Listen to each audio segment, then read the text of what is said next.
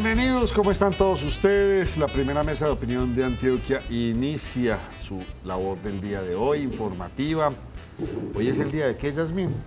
De la libertad de expresión o de prensa. Muy bien. Sí, señor, y además porque es que es un día muy especial, no solamente para nosotros como periodistas o comunicadores, sino también porque nosotros como colombianos en nuestra constitución política hay un artículo muy bonito, que es el artículo número 20, ahorita si lo podemos mostrar en pantalla, y es en el que dice que todos tenemos derecho a la libre expresión, a poder manifestar cómo podemos difundir el pensamiento, nuestras posturas tanto religiosas como políticas, tenemos la oportunidad de hacerlo. Y hoy precisamente es lo que nosotros estamos tratando de mostrarles a todos ustedes los televidentes, porque es que es un derecho que acá se vulnera muchísimo, pero que en otros países es peor, como México y Honduras. Bueno, hoy don José Fernando Gil no nos acompaña, Liliana está todavía haciendo cubrimientos periodísticos, ya llegó. Sí, pero la veo como tranquila. Enseguida ¿Usted la veo caminando Sí, sin sí, afán? enseguida Afán, Va ella ahorita para entra. mantenimiento. Revisión técnico-mecánica. Bueno, don Giovanni Herrera desde Londres, gracias. Juan Alarcón, Palmira Valle, allá está la mamá viéndonos como siempre. Hoy es el día de la Santa Cruz. Ah, también. Sí, señor. Sí, también. Ese se me había pasado, pero ahorita en la noche a rezar los 1000 Jesuses con mi familia. ¿Sí? Sí. ¿Y cuántos se demoran rezando los 1000 Jesuses? Hombre, hay una técnica bastante novedosa que yo creo que eso lo empezaron a implementar diferentes familias en el municipio de Caldas, y fue porque uno de los padres o párrocos de la iglesia, la catedral, empezó a dar como un método diferente, y es, bueno, solamente como multiplicando esos 1000 Jesuses con unos arrocitos, fideos, frijoles, Maíces. maíz, bueno, o botones. En fin, así se le va haciendo a uno como más divertido. ¿Sabe qué me dijeron esta mañana? Que con la nueva ley de quitarle los 3 ceros a los 1000, que únicamente con un Jesús iba a tener. Ay, no. Esta mañana me lo dijeron, sí. Oiga, ¿qué son esas cosas tan ateas? Eso me lo dijo Tan alguien esta mañana. sacrílegas, Dijo, Lina. este año, el sacrilegio. pero mire, alguien que no iba a lo decir, rezaba, Lina? no, alguien que no lo rezaba me dijo, este año, Lina, sí voy a hacer lo que se hace el día de hoy, de repetir Jesús, Jesús. Y yo, ay, qué tan rico, pero por fin. ¿Y cómo así? Me dijo, no, con la nueva ley de quitarle los 3 ceros al 1000, pues solamente digo Bueno, Jesús y se pero acabó. yo nunca he hecho los 1000 Jesuses, lo reconozco, pero considero que eso pues, debe ser, ¿qué? Cuestión de 20 minutos, media hora. Media horita más o Media menos. Sí, hora. y es repetir Jesús, Diga, Jesús, Jesús, Jesús. Jesús por 1000. Y No, pero es que eso no es solo Jesús, eso No, tiene, eso es otra se oración. rezan otras cosas. Ah, bueno. O sea, con la cama Es de la- Jesús, Jesús, Jesús tiene una oración previa. Sí, al inicio. Exacto. Y ya usted la puede, dependiendo del tiempo con el que usted cuente, le va agregando cositas, le va quitando. Cada dependiendo del 50 espíritu. usted repite esa oración. Exacto. Ah. Porque cada 50 recuerde que usted hace las camanduladas, como dicen las mamás. Eso. Cada camandulada, usted antes de empezar la nueva, empieza y dice la oración que caracteriza al día de hoy. Bueno, cambia el mundo. Desde Suecia, Duber. ¿Qué hace en Suecia? No, Nacho. Don Duber Vergara, Nacho, saludos a la mesa de trabajo desde Suecia. Qué bueno. Ya en estar empezando a calentar un poquito desde San Pedro de los Milagros, en la fiesta del Señor de los Milagros, Sandra Avendaño. San Pedro de los Milagros, me gustó ese municipio, lo conocí hace mucho tiempo y me pareció bonito. Es muy bonito. Sí, es una El tierra... clima es bonito y la tierra es hermosa. La tierra es hermosa, ¿para qué? Pero es como muy europea. Sí, se ve muy bonito y sobre todo que es que el verde de allá, el verde que tenemos en Antioquia, todos los tonos de verde son divinos, pero yo no sé si se han dado cuenta que, por ejemplo, en Santa Rosa, en San Pedro de los Milagros, uno mira la grama, el césped, la manga, y es como abollonadita, es como Ajá, gordita. provoca uno acostarse Sí, le allí. provoca a uno acostarse, precisamente. Bueno, desde la plazuela en Ituango, Johan Jaramillo nos está viendo en Ituango. Hombre, ahorita le preguntamos a Lili en qué va esa situación. Quién sabe cómo habrá sido, y con todo este invierno cada vez más agua. Santiago de Chile, jamás voy a olvidar las cerezas de Santiago de Chile, son de hoy. Pero Ay, es debe ser rico. definitivamente comer cerezas es de las cosas buenas. Es una Ricas. ciudad bastante extraña, porque aquí nuestras montañas son verdes, allá las montañas son más grandes, pero café. No hay Ya. mucha vegetación bonita. Sí, señor, se debe ver distinto el Santiago. paisaje. Bueno, Duber, cuénteme un poco de acontecimientos del día de hoy. Nacho, mire, le voy a mostrar una imagen de una persona identificada como Neifer Maturana Jiménez, un hombre de 26 años de edad, que fue capturado en las últimas horas por la Policía Metropolitana de Medellín. El hombre, pues, según las primeras versiones, le estaba cobrando una extorsión al conductor, a un conductor de una ruta de bus de Robledo. Todo indica pues que el hombre ya había cobrado 100.000 pesos al conductor una semana antes, y antes de que finalizara la semana, esta semana pues se acercó nuevamente al conductor, le pidió 100.000, el conductor le dijo, bueno, yo ya te pagué 100.000 pesos no hace ni una semana. Digo, no, pero tiene que volver a pagarse otros 100.000 pesos, como ya es costumbre. El caso fue que eso fue temprano en la mañana, 7:45. El conductor muy hábilmente logró cerrar las puertas y de inmediato como que comenzó un recorrido con el bus, buscó una patrulla que había cercana y lograron capturarlo en flagrancia. El hombre fue enviado a la cárcel después de la audiencia de imputación de cargos. Por fortuna fue enviado a un centro intramural. Nacho, con esta persona ya son 6 los capturados en la última semana, producto de extorsiones a las rutas de buses de Robledo. Ay, ay, ay, ¿hasta cuándo seguiremos con esta extorsionadera en este país? No sabemos. Don William Morales nos saluda desde West Palm Beach, Florida. Tan buen hombre, como nos ven de tantas partes en todo el mundo y en todas partes. Don Germán Mendoza, ¿qué nos quiere contar? Nacho, vea, yo tengo dos cosas para contarle. Voy a comenzar primero por la, digamos, por la denuncia que nos envía ahora que estaban hablando de San Pedro de los Milagros. Pues resulta que nos han estado enviando hace días a través de Twitter un televidente una situación que están viviendo allá.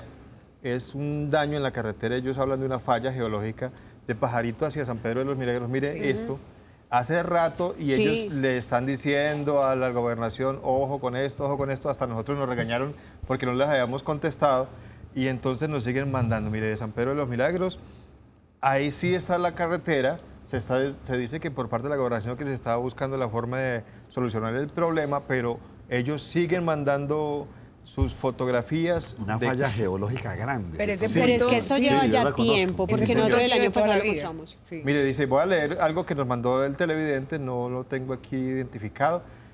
Transito con frecuencia por la vía que tiene un daño ya hace mucho tiempo a la altura de Pajarito hacia San Pedro de los Milagros. El año pasado empeoró mucho. Se presentaron algunas personas, pero solo por unos días. Me parece muy importante buscarle la solución, ya que es una vía frecuentada por ciclistas. Y por otro lado es la vía a la zona lechera de Antioquia. Nos agradece por tener en cuenta esa información y la respuesta que le damos. Estamos pendientes de que la gobernación, que dice aquí que está buscando soluciones para la falla geológica, pues que encuentre una solución, porque las personas están quejándose mucho de lo que está pasando por allá.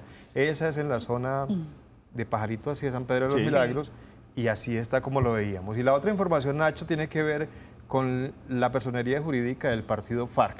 Podría quedarse el partido FARC sin personería jurídica porque resulta que ellos recibieron unos dineros, recuerden que hay por ahí embolatados 5.500 millones de pesos, y esa plata terminó en la cuenta particular de alguien de la campaña, no de la campaña, sino de alguien particular de la campaña. Yo le voy a dar el nombre, se llama Jorge Federico Ramírez. Se tiene en la cuenta esa plata que le entregó el Banco Agrario para la campaña al Senado y ya la congelaron. Congelaron la plata y la tiene que devolver. El Banco Agrario la puede recuperar porque parece que no se la gastaron en la campaña y eso tenía que ser campaña, o sea, gasto de la campaña y se pagaba inmediatamente, nada de guardarse la plata para ellos. Y el Consejo Nacional Electoral dice que va a investigar bien la situación y podría haber sanciones para el partido FARC.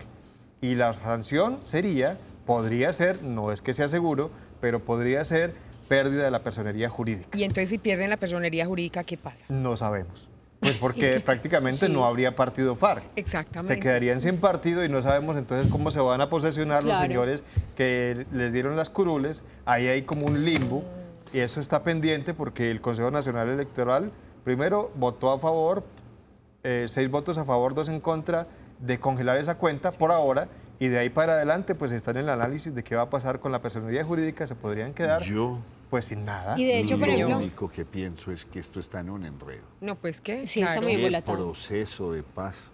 O sea, Tan hablar 4 años. ¿Qué posconflicto tan enredado? Está muy enredado. ¿Qué iba a decir usted, Yasmín? Que Iván Márquez había manifestado en días anteriores que no se iba a postular o que no iba a estar para presenciar para la posesión. Entonces, ahí en ese caso, ¿qué haría? Si él no se presenta, ¿ya pierden esa curul también? No. Sí, ya inclusive, no recuerdo, pero ya hay un nombre que reemplazaría al señor Márquez de otros de los grupos, de las personas que están allí en ese partido político, que lo reemplazaría a él. Ya inclusive se conoció el nombre, no lo tengo en este momento, pero si el señor no se posesiona otro. Es decir, la curul no se pierde ni siquiera con lo de Santrich. Santrich puede ser extraditado, aunque lo dudamos por ahora, pero podría ser extraditado, pero otra persona ocupará esa curul, porque esas curules, digamos que son para el partido, no para estas personas, para el partido. Es por partido, no Don por persona. Yondri Arias, póngase juicioso para que no lo regañen. Es que don Yondri se sienta a ver el programa y la esposa lo regaña porque no lo ayuda a cocinar por vernos. Don Yondri, juicio con la comidita, ojo. No, que invite a la esposa a que se siente con Y que más con él a tardecito ver los dos el cocinan. programa y más tarde hacen la comida. Sí, señor. Ay.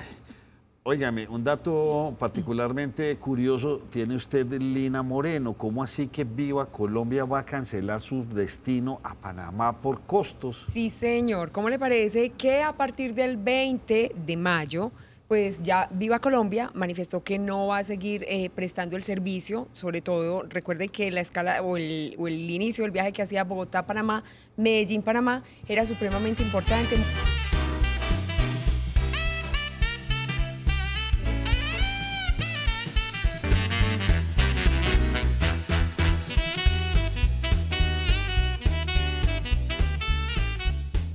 Bueno, un pequeño apagón de luz. Eso nos sacó del aire. Yo Por sé que eso la se noticia- quedaron viendo comerciales, porque eso sí tiene su respaldo eléctrico. Pero aquí en el set no teníamos el mismo respaldo. Aquí estamos con ustedes. Así es. Retomamos la información. Viva Colombia cancelará sus vuelos de Bogotá y Medellín a Panamá Sí, señor. por los altos costos. Por los altos costos operativos y porque resulta que la tasa aeroportuaria pasó de $15 a 35. Eso, según los directivos de Viva Colombia, pues no va con las políticas de la aerolínea, que lo que pretende es darle muy buenas tarifas a las personas que compren sus tiquetes, pues, y obviamente todos estos incrementos se iban a ver reflejados en las compras de los tiquetes, que es lo que con ellos no están de acuerdo. Pero entonces, mire, ellos están manifestando que tienen toda la disponibilidad para atender las dudas, las inquietudes, porque recuerde que ahorita estábamos diciendo, a partir del 20 de mayo ya no hacen más esta ruta. Hay personas que obviamente compran sus tiquetes con anticipación para una fecha después, pues lo que recomiendan es acercarse a los puntos de Viva Colombia. Ellos están prestos a dar solución a cualquier inquietud, incluso pues están reconociendo que obviamente también han hecho compras importantes, vienen aeronaves, vienen aviones a completar su flota, a ponerla más grande, pero que obviamente van a seguir siempre trabajando por nuevas rutas para un mejor servicio. Doña Yasmín Ovache, ¿usted apagó los fusibles o fue Lili? Nacho, yo creo que fue Lili, Lili. porque no ha entrado. O José, eso está entre los dos porque estaban ahí Ay. medio con ganas de entrar, pero bueno, esperemos que por lo menos Lili sí alcance a llegar a darnos más información. Aquí Esteban Posada nos dice, pero dice que se van a aliar con Viva Perú. ¿Quién sabe? Y a Perú le subieron la tarifa. Sí, estas empresas de low cost pues funcionan con unos aviones de otras especificaciones, no de tanta Exactamente. capacidad de carga, por eso son más económicas, gastan menos combustible. Pero bueno, complicada la cosa porque muchas personas las utilizan. Yo utilicé a Viva Colombia, me parece que tenía unas buenas tarifas y uno lo compra con el debido tiempo. Y el formato funciona, porque Sí. de hecho Viva Colombia obviamente ha desarrollado aerolíneas como la que nos está diciendo el televidente, que es Viva Air Perú, Viva Aerobús y otras más. Y el petróleo está subiendo. El José ya nos contará el próximo martes que Sí. esté aquí o el Sí, próximo lunes en la tarde. Bueno, Yasmín, entonces usted nos iba a contar. Bueno, Nacho, le tengo dos informaciones. Primero, la de conmemorando el Día de la Libertad de Prensa. Precisamente, la Fundación para la Libertad de Prensa, que conmemora el Día Mundial para la Libertad de Prensa, hace un anuncio muy importante y manifiesta que en Colombia no solamente son amenazados los periodistas como tal, sino también los reporteros. De estas amenazas, del año pasado se tiene registro de 108 reporteros amenazados, 87 ataques registrados y 48 casos con amenazas directas a periodistas, 15 de estigmatización y 12 de obstrucción de su trabajo, 10 agresiones, pero que finalmente estos derechos que se le vulneran a los periodistas, tristemente las investigaciones no avanzan, e incluso recuerdan uno de los casos que es de un asesinato de uno de los periodistas del año pasado, que todavía esta es la hora, Nacho, casi que cumplirse un año de la muerte, de su fallecimiento, y todavía no se ha dado a luz pública ni siquiera los indicios de por qué fue asesinado. O sea, Don Germán Mendoza, preocupante. usted que es tan inquieto, sáqueme de una duda. Periodista y reportero. Un reportero es periodista. O no necesariamente tiene que ser reportero. Me quedo cuando usted Porque habla de la periodista y reportero, reportería es el que No. está en campo directamente. Sí, pero y es un periodista. Sí, también. Pero No, hay me queda la duda, ¿cuál es el- Germán nos aclara. No, sí, la verdad se hace la diferenciación, digamos que el reportero es el de a pie, calle. Sí, el que el sale a la periodista. calle a conseguir la noticia, como por ejemplo Duber y Liliana, que son los que salen todos los días a la calle a hacer reportería. Ustedes son reporteros y los Sí. que están aquí son periodistas. Solamente Germán Mendoza. Ya Bueno, está. yo en las mañanas ellos soy son, reportero. aparte de periodistas, reporteros. Nosotros Muy sí no hacemos eso que hacen ellos, pero yo lo hice durante muchos Sí, sí. años Sí. en zonas de conflicto, muy complicada la situación.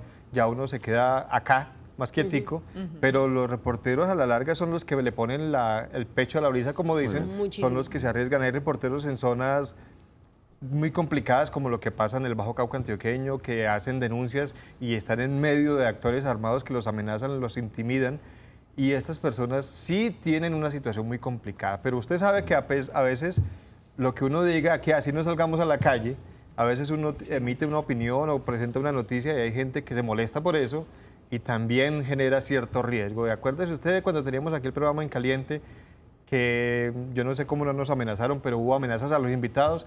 Ese tipo de programas que hacíamos con cosas que se denuncian generalmente implican cierto riesgo. Riesgo porque no todo el mundo le cae bien lo que la gente dice, no Sí. todo el mundo le cae bien lo que se denuncia, hay muchos intereses y ahí es donde comenzamos. Ahí vamos a hablar con el invitado ahorita, eso de la censura o autocensura que se tiene que aplicar a uno mismo para evitar ser objetivo militar de estos grupos ilegales. Pero reportero, el que está en la calle. Perfecto, señor. entonces tenemos periodistas deportivos, periodistas reporteros, periodistas cronistas, en fin, tanta gente que escribe, tanta gente que está haciendo control, mirando, analizando, denunciando.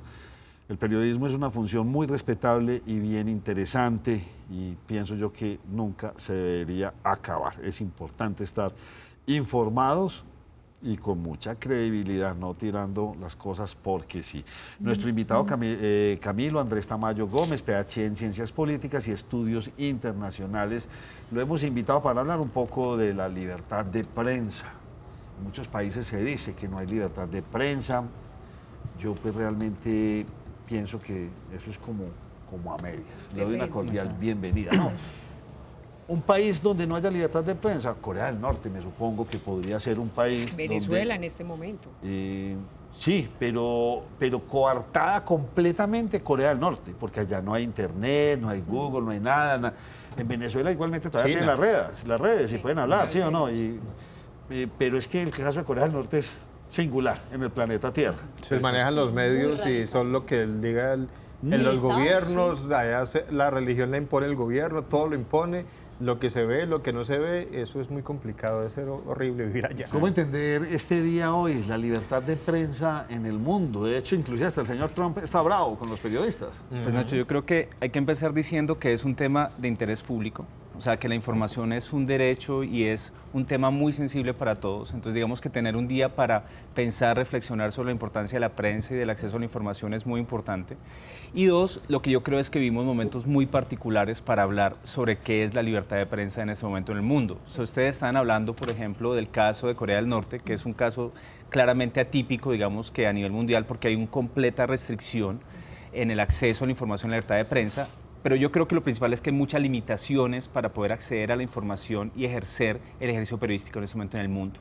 Y hay muchos retos que van desde unos elementos muy locales, como puede ser el contexto colombiano, hasta desafíos mucho más globales, como los que en este momento Trump nos está poniendo al frente, con esto de las fake news, con esto de la falta de credibilidad de los medios. Entonces, digamos que hay un contexto en este momento mundial muy particular para reflexionar sobre las limitaciones para el ejercicio periodístico y para el acceso a la información.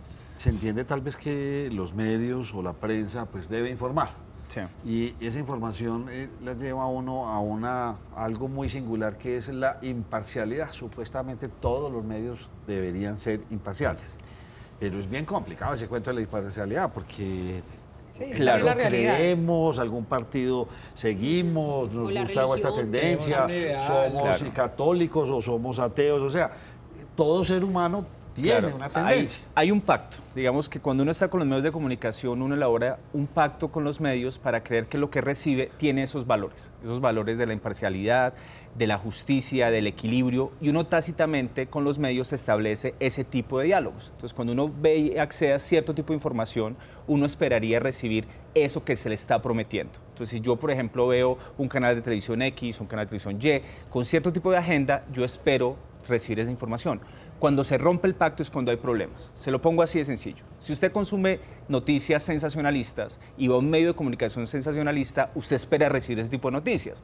Al otro día sale un artículo súper sesudo sobre los problemas económicos mundiales, pues uno dice, hay un momento porque ese pacto no me está funcionando.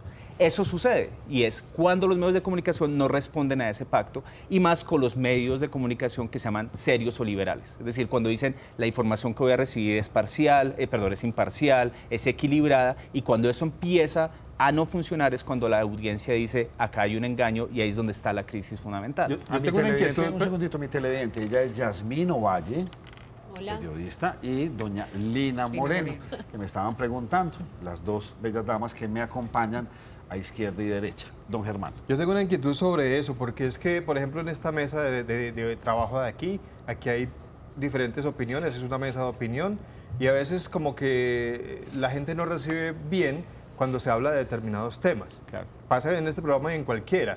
Simplemente esperan que uno solo hable de determinados temas que son los que les gustan al que nos está viendo ahorita, y cuando yo le hablo de otros temas, viene el juicio contra mí, o contra Lina o contra cualquiera, porque es que usted me está hablando de ahí una persona que no quiero que me hable, de un tema que no quiero que me hable, y inmediatamente entra el juicio ese periodista. Claro, se supone es que que- tenemos que hablar de todos. Claro, es que a la audiencia se le olvida que los medios de comunicación, una de sus funciones es la de brindar información de calidad. Y cuando hablamos de información de calidad significa información diversa y plural. O sea, Y uno no pu- documentada. Claro, sobre todo hecho en los hechos. Sí. ¿Qué es una información documentada? Cuando está amparado en los hechos. Cuando uno dice esto es podido comprobable, cuando lo que estoy diciendo es veraz. Cuando es noticia, por ejemplo. Claro, cuando es noticia, pero sobre todo cuando lo que estoy entregando a mi audiencia es algo que es corroborable y que es verídico. Entonces, ¿qué es lo que sucede? Muchas veces las audiencias piensan que la diversidad y la pluralidad no necesariamente tiene que estar reflejada en la información que revisa. Y ahí está el problema.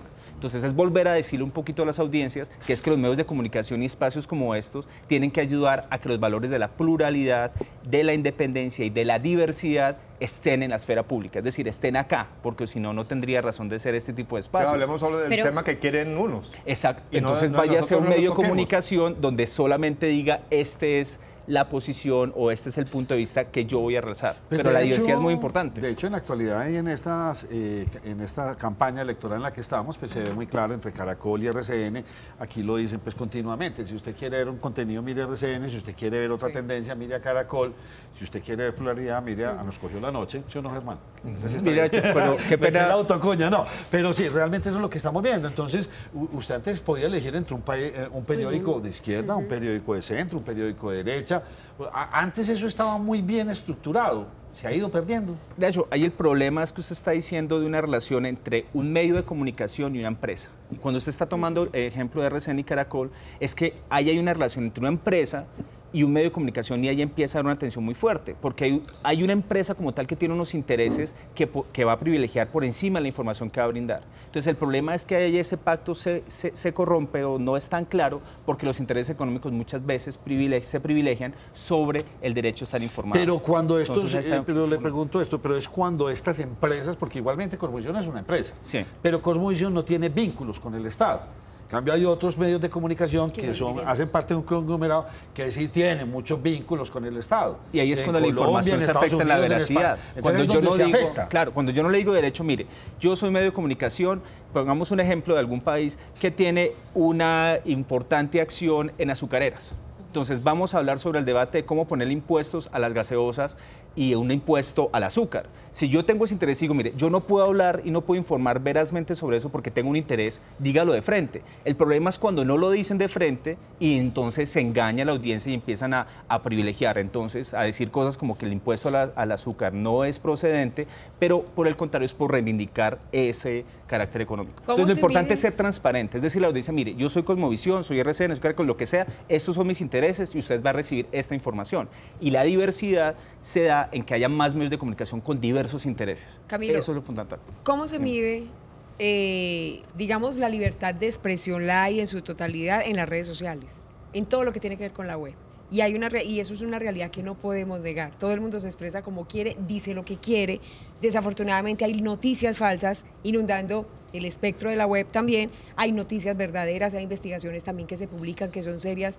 Pero ¿qué lectura se le puede dar a la web y a la libertad de prensa, pero con una información verdadera? Porque desafortunadamente mucha gente piensa que como yo puedo decir ahí lo que yo quiera, claro, entonces puedo influenciar en la manera en que a mí se me antoje determinadas opiniones de todo el mundo.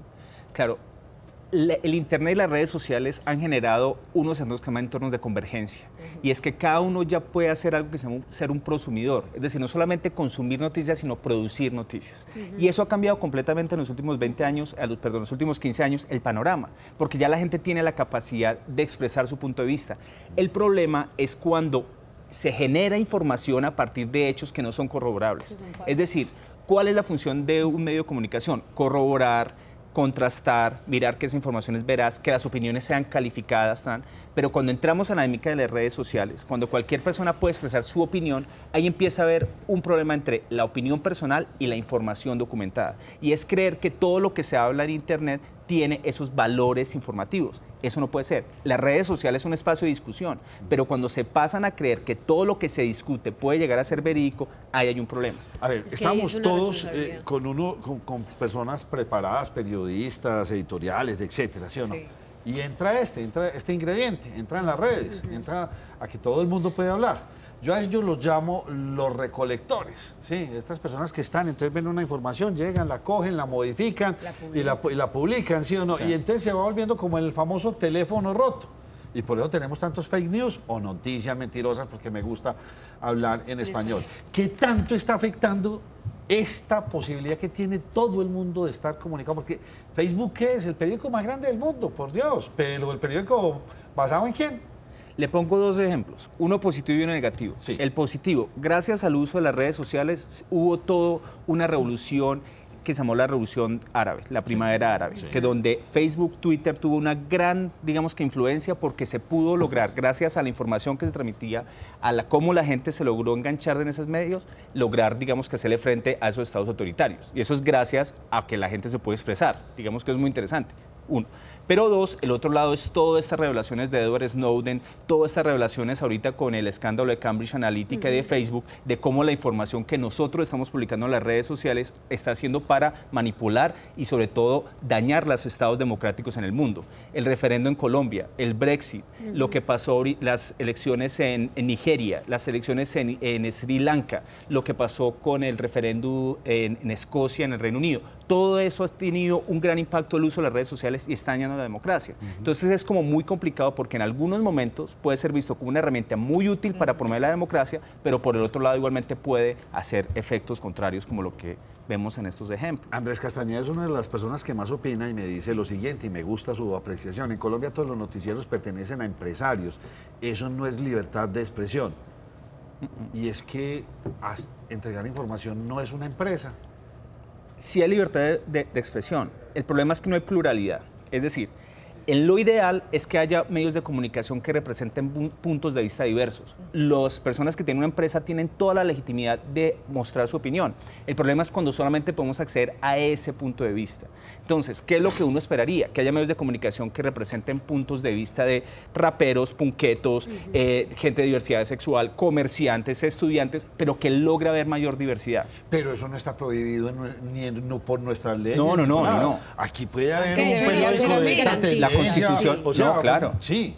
La Constitución colombiana garantiza que cada ciudadano pueda crear sus propios medios de comunicación. La libertad de prensa se fundamenta en eso, que nosotros tenemos el derecho y el deber de hacer medios de comunicación y de informar.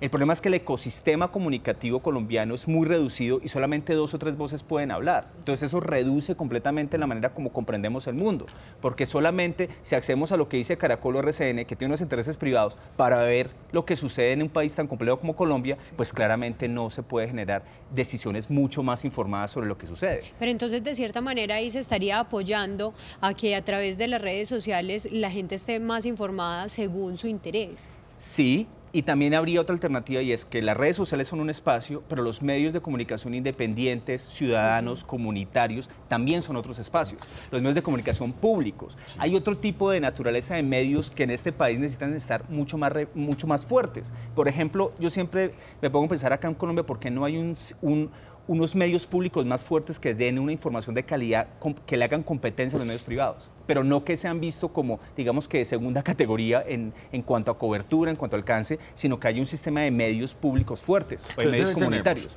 Tenemos los privados. Exactamente. Tenemos unos públicos, Teleantioquia, Sí, Telecaribe, sí. Telepacífico. Teleantioquia ha hecho una gestión maravillosa y está en un nivel bastante alto. Pero igualmente todos le rendimos pleitesía a algún señor, o sea, o sea al sector privado, Claro. o al al sector interés público. del gobernador de turno. O sea, siempre vamos a estar en alguno de esos 2 parámetros. Claro, pero lo ideal es que el ciudadano tenga la opción de ver todas las voces. Es decir, como se lo pone con los dueños, que tenga la capacidad de que todos esos dueños estén en la esfera pública, estén en discusión pública. El problema es cuando solamente uno de los dueños está. Y cuando hablabas ahorita sobre esas relaciones, por ejemplo, con el Estado y la distribución de la pauta pública, o sea, de cómo económicamente también hay unos intereses que controlan eso, se afecta igualmente a esa diversidad. Pero lo ideal entonces es que haya una mayor diversidad de medios para que los ciudadanos tengan mayor tipo de información. Mira, Ese yo es como quiero ideal. resaltar un comentario que leí por aquí, y a eso iba mi pregunta inicial. Por aquí alguien me dijo que no hablaba de noticias de derecha, que no, que me dedicara a hablar de otras cosas, no de eso. O sea, es decir, cuando usted habla de pluralidad es que aquí en esta mesa hay gente que piensa distinto. Claro. Aquí estamos todos pensamientos distintos. A mí me tachan hasta de guerrillero y de izquierdista, simplemente porque hablo de las noticias de todos los matices, de todos los candidatos, pero tengo prohibido hablar de uno. Entonces es muy complicado así porque si yo... Pero eso está autocensurando, eso está Claro, muy eso mal es una porque es una censura. autocensura. Entonces simplemente es, si es noticia, un señor X hizo una locución y dijo esto y lo paso aquí, inmediatamente es, ojo, no hable de eso, prohibido hablar de eso. Entonces, o sea, ¿cómo podemos hablar de pluralidad si la gente quiere prohibirle a uno o a otro, a tal medio, que no hable de determinadas cosas? Lo primero es la responsabilidad que usted tiene como periodista de no autocensurarse. O sea, con la Fundación para la Libertad de Prensa mirábamos 2 situaciones. El primero era que antes asesinaban a los periodistas por hacer su ejercicio. Sí. Estamos en las décadas más complicadas del conflicto armado. Sí. En este momento se ha pasado de que ya no, digamos, que los asesinan, pero ya los autocensuran, o hay presiones desde ciertos actores de poder mucho más fuertes para que no ejercen su profesión. El problema es eso, es cómo lograr entonces blindar a los periodistas para que no se autocensuren, porque si no, al final del día el ciudadano es el que está llevando el bulto porque usted no está haciendo su labor. Entonces, ¿cómo lograr generar...? O sea, no hay objetividad finalmente, pues porque... Está media. Simplemente estás tirando hacia un lado por temor de contar algo Claro. de otro lado. Exactamente, pero entonces al final la opinión pública, la ciudadanía se ve afectada porque no tengo ese pedazo que me falta para tomar una decisión Por acertada. la audiencia, Camilo. porque es que no solo me escuchan los de esta tendencia, sino que hay otra gente que quiere escuchar otra versión. Estoy de acuerdo con usted.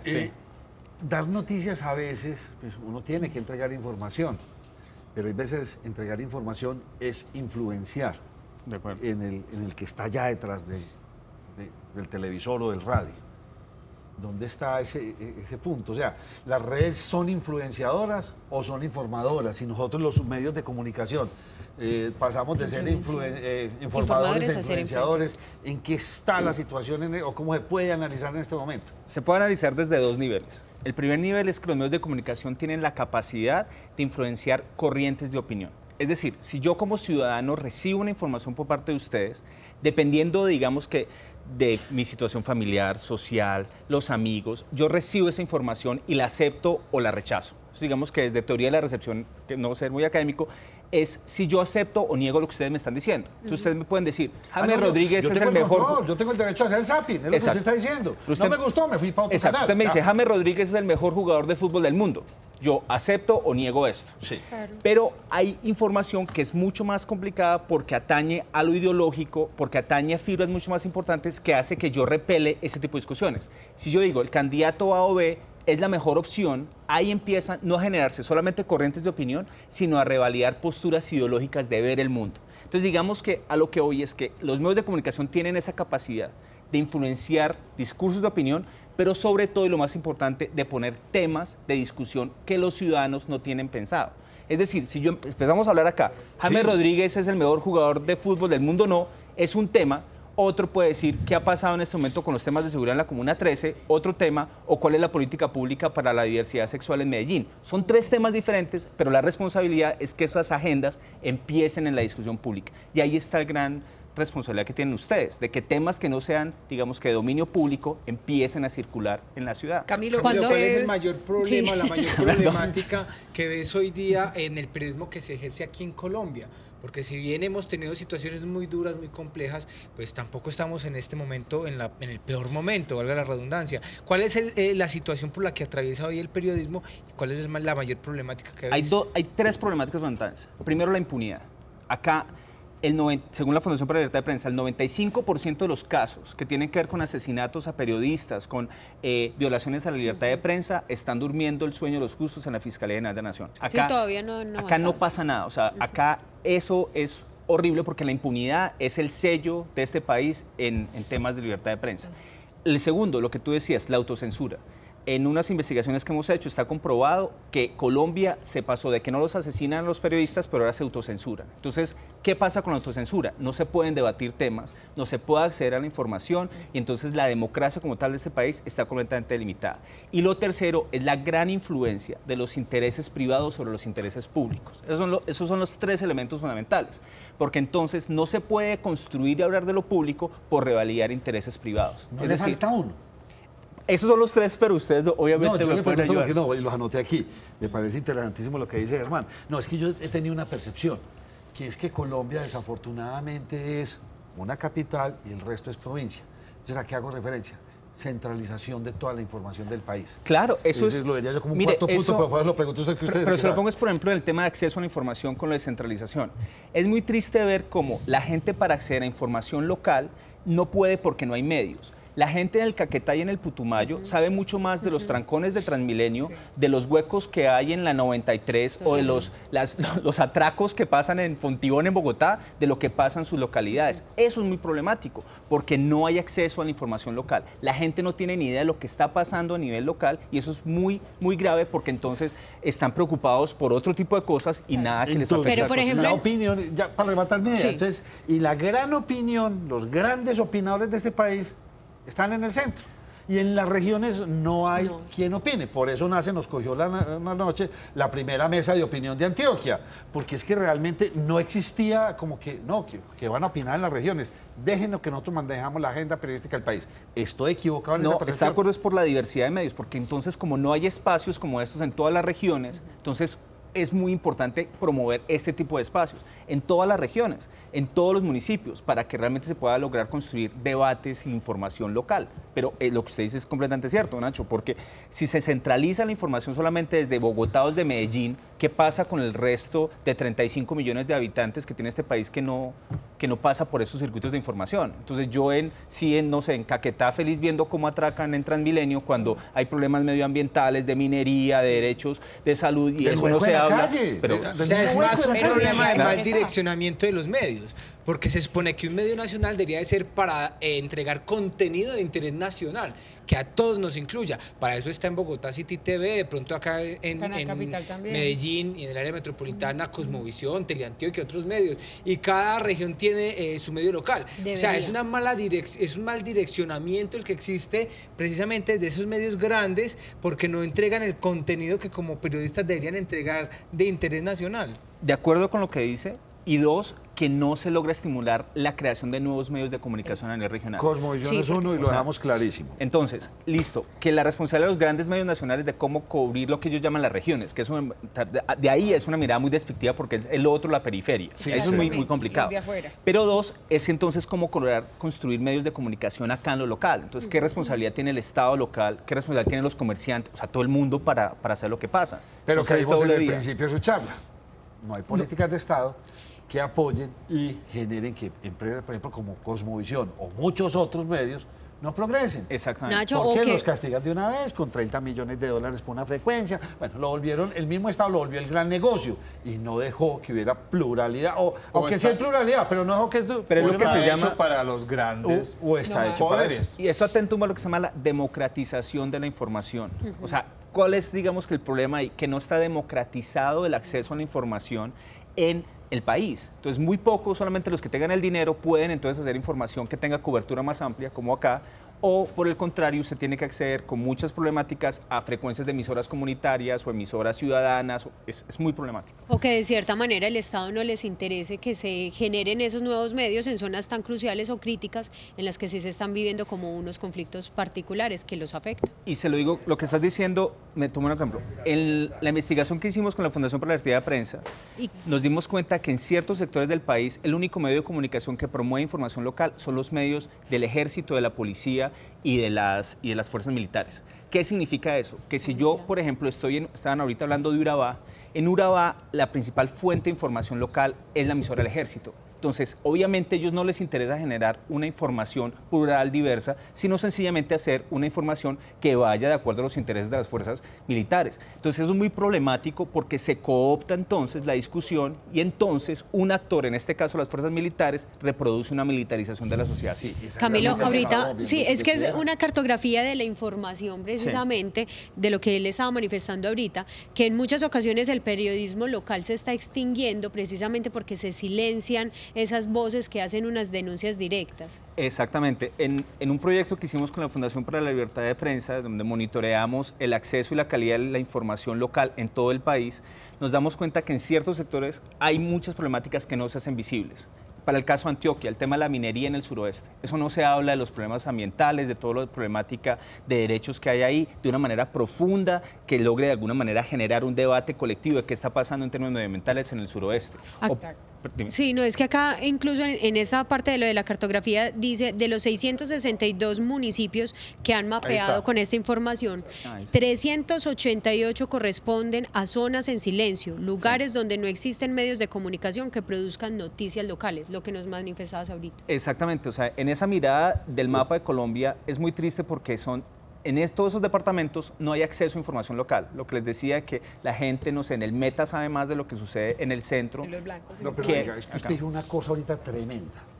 Es decir, sí existen medios que denuncian. Nosotros estamos en esa posición Sí. y hemos hecho. Pero es que caemos en la misma trampa. Entonces, el medio público está en función del candidato gobernante de turno. Que no debería ser así, Nacho, porque No. el medio público es de los ciudadanos y es de nosotros. Perfecto. Pero Eso es- así funciona en Colombia. Pero Sí. y eso hay que cambiarlo, porque Claro. entonces Y está sí el medio privado como el nuestro, que ni siquiera somos señal abierta porque esta industria no la promueve el gobierno, donde podemos hablar, pero si hablamos más de la cuenta, obviamente no nos van a pautar ni nos va a llegar platica porque estamos de... No, o sea, porque- es un sí. limbo en el que nos vamos encerrando y nos vamos quedando.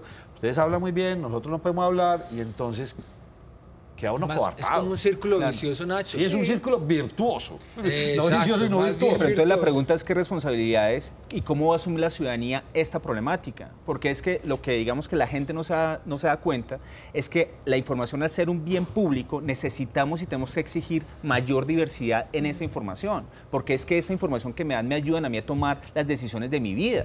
O sea, Bueno, eso está muy bien. Entonces, ¿qué pasa? Entonces, listo, logramos construir, Germán y todos aquí, en un año, fuimos construyendo una audiencia, la gente nos ve, y fuimos creando y siendo tendencia en Facebook. Ahí es donde nosotros decimos, bueno, ahí estamos construyendo ese gran activo, la gente nos ve, la gente está pendiente de lo que publicamos. Pero construir audiencias en estos medios no significa plata y todos debemos recibir un salario y vivir de algo. Claro. O sea, se vuelve en un enredo complejo todo lo que estamos, periodísticamente hablando. Claro, pero entonces, ¿cómo hacer un balance entre poder tener, digamos, un medio de comunicación que sea rentable económicamente, o más que sea rentable, que sea sostenible? Porque muchos de estos medios no buscan una rentabilidad como si fuera otro tipo de empresas, porque hay una responsabilidad superior, que es la de generar información, sino cómo lograr una sostenibilidad que sea económica, pero también social y política, que es la construcción de las audiencias. Entonces, ahí está, digamos, que el gran reto, cómo lograr hacer unos medios de comunicación que sean sostenibles económicamente, pero que también tengan agendas políticas y sociales de gran incidencia para lo que sucede en el país. Camilo, desde su análisis, ¿usted cómo ve que los medios de comunicación han aportado o qué tanto le han restado a este momento político que vive el país? O sea, ¿qué tanto bien le han hecho y qué tanto le han restado en credibilidad, en verdad, en lo que verdaderamente debería pasar? Mire, yo tengo 3 opiniones al respecto. El primero, hay una deuda histórica en ese momento de los medios de comunicación porque han ayudado a polarizar este país. O sea, yo considero que los medios no han estado a la altura del momento histórico que estamos viviendo. Acá no se han dado cuenta que terminamos un conflicto armado de casi 60 años, que entramos en un momento muy importante en la implementación de los acuerdos de paz y los medios de comunicación se dedicaron a polarizar a partir de unos intereses de ciertos personajes. Esa irresponsabilidad de los medios de comunicación a futuro se los van a cubrir, o sea, se los van a cobrar, porque en un momento tan trascendental para la historia de este país, se están yendo simplemente a lo coyuntural, a unas peleas tontas y están polarizando el país. Eso es muy triste. Lo segundo, no están abordando... Usted dice rating. No, abordándolos, o sea, estamos en un momento trascendental de la implementación. No, que se lo cobra a una audiencia. No, la historia, o sea, más que el rating, la historia. Cuando en unos 10, 15 años empecemos a mirar qué ha pasado con la implementación del proceso de paz y miremos el rol de los medios de comunicación que no han ayudado a generar procesos de verdad, de justicia, de acompañar a las víctimas en sus procesos, de mirar cómo logramos reconstruir social, económica y políticamente este país, ahí se los vamos a cobrar, porque los medios de comunicación tienen que estar ahí. Amarillista, estamos buscando y no estamos haciendo el otro. Y estamos polarizando, haciéndole el juego a un político a otro, que tiene unos intereses claros ahí. Sí. Pero cómo los medios de comunicación están asumiendo su responsabilidad de construir este país a lo que se viene para las próximas generaciones. Están pasando de agache. Entonces acá no abordan esos temas. Pero Camilo, eso me parece muy preocupante. Yo ahí tengo pues una inquietud, porque es que muchas veces los medios entregan lo que los televidentes o los oyentes quieren recibir también. Claro. Entonces, ahorita hablábamos de que los medios pues vivimos desde la pauta. Sí. Nadie pauta en un medio que nadie vea porque es perder la platica. Entonces nos interesa tener una audiencia y muchas veces muchos medios en ese afán de tener la audiencia pues dan lo que el televidente quiere ver. Eso es un círculo, como lo decíamos ahorita, virtuoso, porque así no se quiera, le toca al medio hacerlo. Porque si no, ¿de qué va a vivir? Igual el televidente está recibiendo lo que... Cuando Cosmovisión era programadora de Teleantioquia, tuvo un noticiero que se llamaba CQN. En un momento histórico se tomó una decisión de solamente mostrar noticias positivas de Antioquia. No funcionó. No funcionó en nada. Mostrar noticias positivas de emprendimiento, de esto, no funciona. La debacle. Se nos fue toda la audiencia. Ok, pero entonces ¿qué es más importante? ¿Asumir la responsabilidad histórica de construir este país después de 60 años de conflicto o mirar entonces cómo ganar más dinero de lo que estamos haciendo? Hablemoslo. O sea, si es más importante hacer el dinero, dediquémonos a lo que sabemos que tradicionalmente ha funcionado para hacer dinero en medios de comunicación. No, sensacionalismo, deportes. Claro, pero cuando pasan de agache y cuando no abordan diferentes temas, sino que se dedican solo a eso, es cuando se me prenden las alarmas, porque entonces, ¿quién sabe en este momento, por ejemplo, lo que está pasando con la implementación de la Justicia Especial para la Paz, con la JEP, o con la Comisión de la Verdad, que son dos pilares de lo que está pasando en la implementación? Ahí van a haber un montón de cosas que nadie sabe. Les pongo un ejemplo para hacerlo claro y qué pena extenderme en eso. ¿Qué está pasando? Que un señor se la robó. Mire, en eso quedó contextualizado. Claro. En que un señor llegó y se robó unas platas y ahí quedó. Pero no quedó el resto. Claro, pero eso es lo chiquito. Nosotros vivimos un proceso de reincorporación con los paramilitares en la década pasada. ¿Qué pasó con la información que se produjeron en esas audiencias públicas? ¿Qué pasó con toda la información que produjeron y que se dio supuestamente para acceder a la verdad?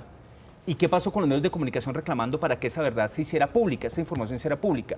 Todos esos archivos de lo que sucedió en esa comisión con la admisión de los paramilitares están en la Fiscalía durmiendo el sueño de los justos. Todo ese tipo de información no fue de acceso público y nosotros no supimos al final del día qué pasó con los paramilitares. O sea, en este momento, 2018, no sabemos realmente qué fue lo que pasó. Los archivos X, por allá dentro de 50 años los van a abrir y vean, los desclasifican.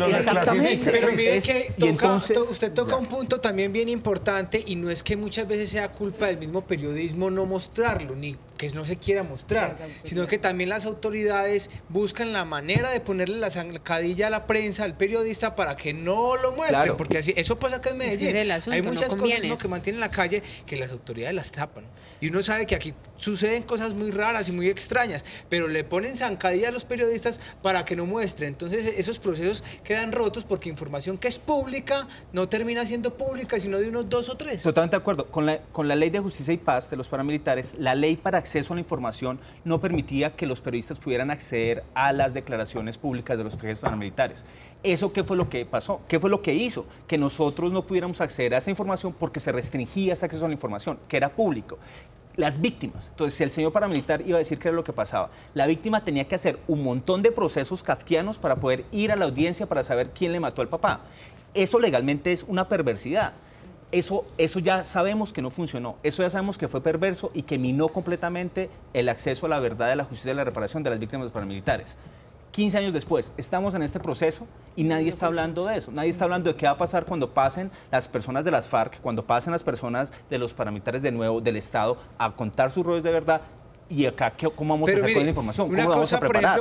Ahí es la deuda histórica que le digo que los medios de comunicación no están asumiendo. Pero no siempre tenemos nosotros la culpa, porque mire, el proceso con las FARC, cuando la guerrilla acá supuestamente iba a entregar unos menores aquí en Antioquia, yo estuve cubriendo esa noticia. Lo único que hicieron ellos fue salir un vocero del ICBF, salió un vocero de las FARC, dieron las declaraciones y nunca vimos las imágenes de los niños que estaban siendo entregados. Nunca nos dejaron asistir al lugar a presenciar esa entrega. O sea, ahí no solamente es responsabilidad de los medios de comunicación. Obviamente, El es que es Estado el también el que tiene mucha coarta la responsabilidad. información. Sí, porque Totalmente no de da acuerdo. mucha visibilidad. Y las cosas deben ser Y es visibles. lo que, si la televisión, lo que vemos, es lo que creemos. Sí, pero es que también es yo pienso la que hay posición de algunos nosotros. casos en donde a determinados medios no les interesa hablar de ciertos temas. Y yo le digo por lo siguiente, a veces se cree que la noticia es la inmediatez, lo que pasó ya, y eso es noticia, digamos todo el escándalo y hablemos de ciertas cosas, que es lo que la gente quiere ver. Pero, por ejemplo, hay algunos noticieros que investigan. Entonces uno ve que derechos de petición, es que la información es pública, señor. Mándeme la información, tiene 15 días para mandármela, porque si no es un desacato.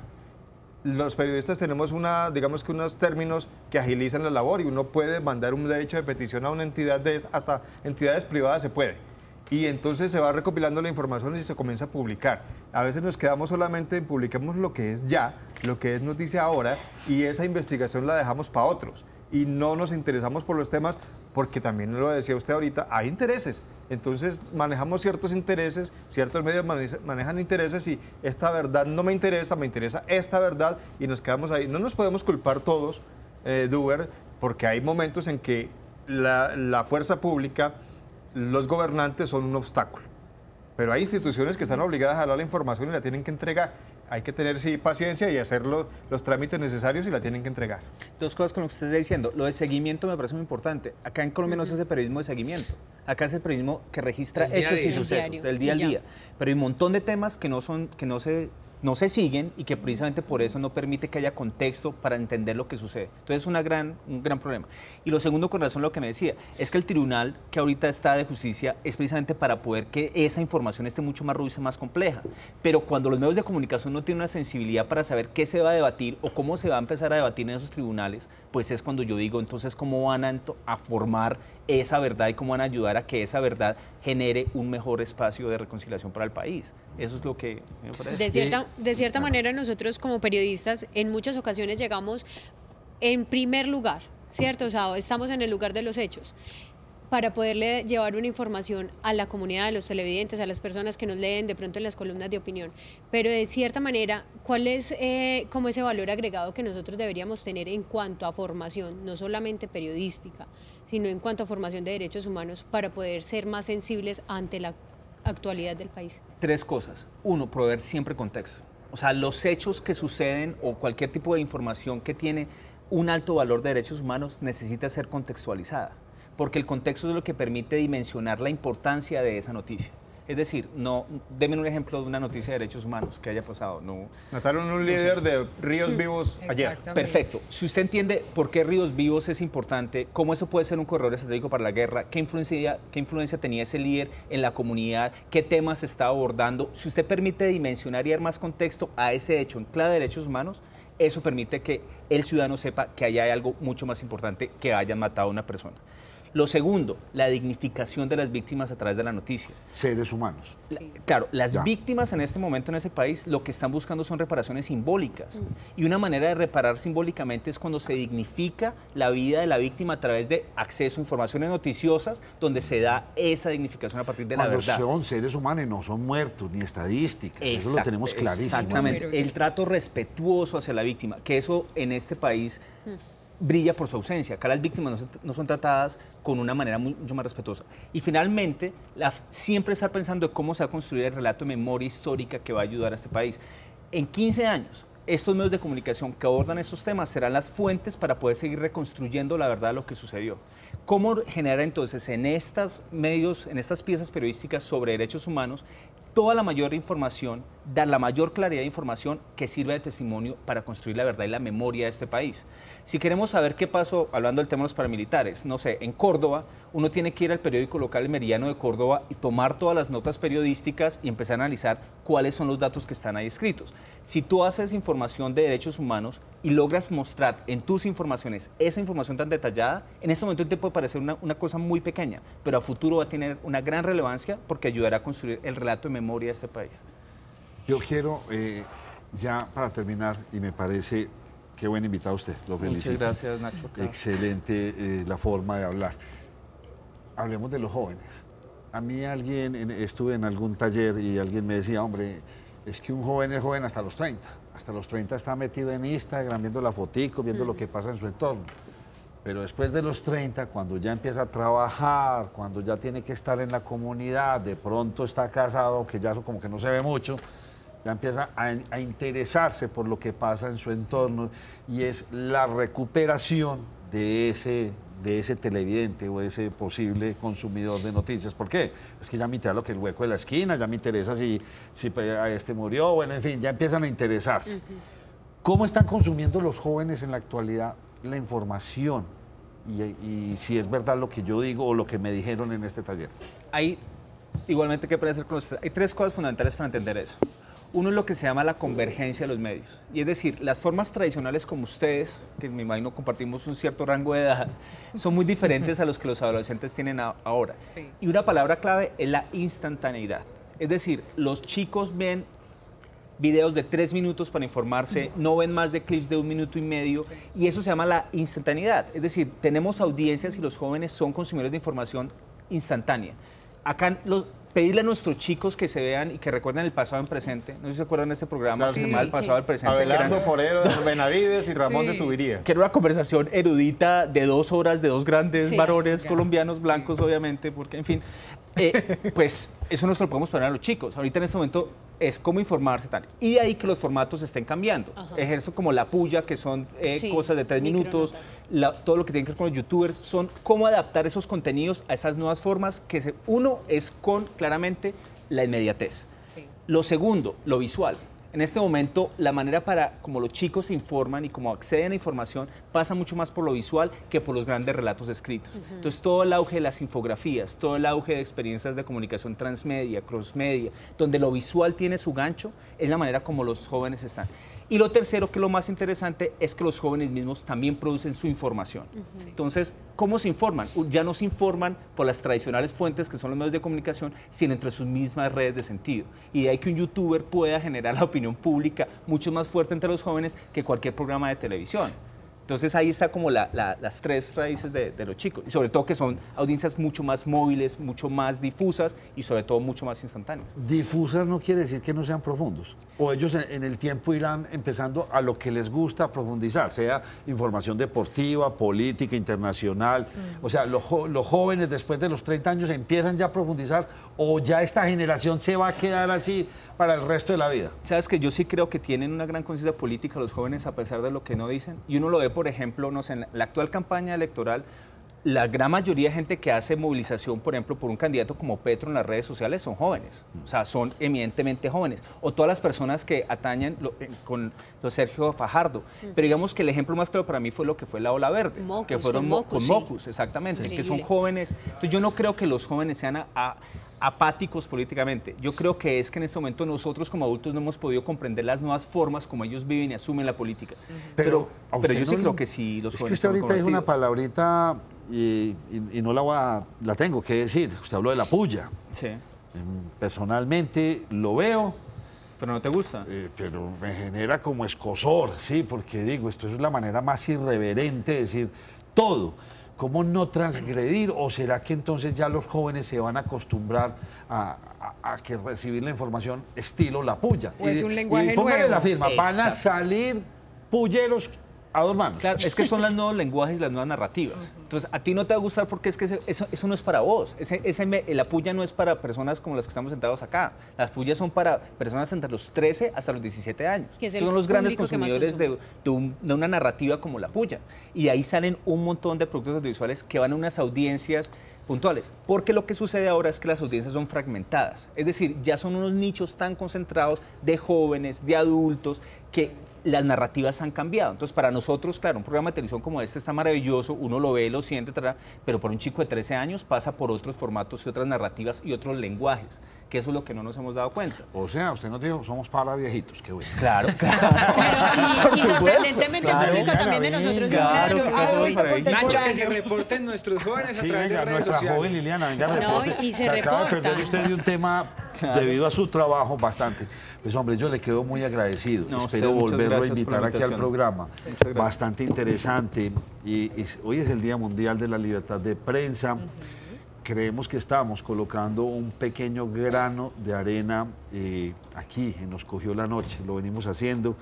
Es el primer programa regional que se hace en Colombia en este formato. Nunca se había hecho nada en ninguna otra parte. De pronto algunos intentos radiales, pero nunca se había logrado construir eso. Nos encanta poder hablar desde Antioquia para Colombia y el mundo.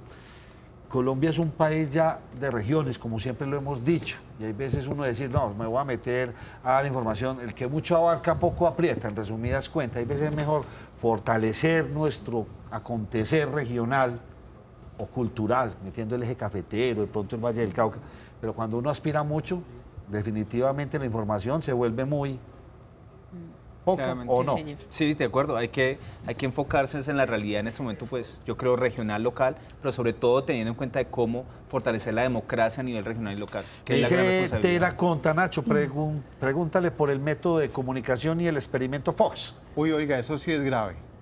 Eso es. Anda circulando un video por ahí que me quedé aterrado de todos los canales de Fox. Los presentadores diciendo la misma frase en todos los canales locales de Estados Unidos de Fox. Increíble catástrofe, y todos decían lo mismo. Ese es el efecto Fox. Es un formato. Claro. Es el formato de Fox. Que eso lo que muestra son la manera como las agendas que construyen ciertos medios buscan tener cierto impacto. Es decir, Fox en este momento tiene unos intereses políticos completamente claros y ese tipo, digamos que de repeticiones continuas, lo que buscan es que la gente pueda de alguna manera repetir eso y tenerlo. Acá, el ejemplo más claro, el castrochavismo. Yo no tengo ni idea qué significa eso, pero acá se repite, que la gente cree que es la misma cosa. Los medios de comunicación, al repetir una misma cosa una y otra vez, a partir de una postura ideológica, termina que la gente crea que eso es verdad. Adoctrinándolas. Claro Se que quedan sí. De cierta Don manera, Emanuel desde colectivo. Puerto Asís en No, no, Putumaya, un paisa viéndolo. Claro, uno va buscando la información que a uno le gusta, lo que es inherente, y uno la va y la encuentra. Claro que sí. Camilo, ¿de qué manera podemos nosotros como periodistas cuidarnos entre nosotros? O sea, obviamente hay muchos que hacen unas denuncias mucho más graves, más fuertes y más directas, pero de cierta manera cuando se necesita una solidaridad real de los medios, no existe. ¿De qué manera podemos cuidarnos entre nosotros? Hay algo que se llama los protocolos de protección a nivel de libertad de expresión y de prensa. Un principal protocolo de protección es hacer trabajos mancomunados. el ejemplo más reciente es este especial periodístico que se hizo sobre esta bebida de Postobón que hacía experimentos en La Guajira. No sé si ustedes supieron de gaseosa, Sí. buco y no sé qué tal. Eso fue el producto de una alianza entre diferentes medios, que estaba la Fundación por la Libertad de Prensa, el 070, Pacifista, un conglomerado. Entonces, un elemento es como acudir a lo gremial. O sea, si hay una información de gran calado, que tiene gran trascendencia pública, una manera de blindarse es desde, digamos que, el gremio. Sí. Lo segundo y lo más importante, siempre mostrar los hechos y siempre mostrar algo que se llama en periodismo los hechos son sagrados, o sea, el dato es sagrado. Una manera de protegerse es que los datos siempre tienen que estar corroborados y siempre tienen que estar para que la gente los vea. Es decir, si yo digo el 50% de la población colombiana es pobre, yo tengo que mostrar ese indicador y saber cuál es esa fuente. Eso es una manera de protegerte, porque de alguna manera estás mostrando la información de una manera veraz. Mostrando la entrevista, mostrando el audio, Todo. mostrando el documento firmado por el personaje que lo dijo. Exactamente. Lo que es noticia. Exactamente, y Argumentativo. sobre todo en el dato. Es que el respeto por el dato se ha perdido. Entonces acá, en estos debates presidenciales que uno ve, estos candidatos inventan datos y datos y datos y nadie nunca le dice, mire, ¿por qué ¿de dónde sacó ese dato? ¿Eso es cierto o no? Porque eso es gravísimo. Totalmente de acuerdo con usted, Porque aquí ese le es el peleo sustento mucho. de lo que está haciendo. Entonces, el respeto al dato como periodista es lo vital.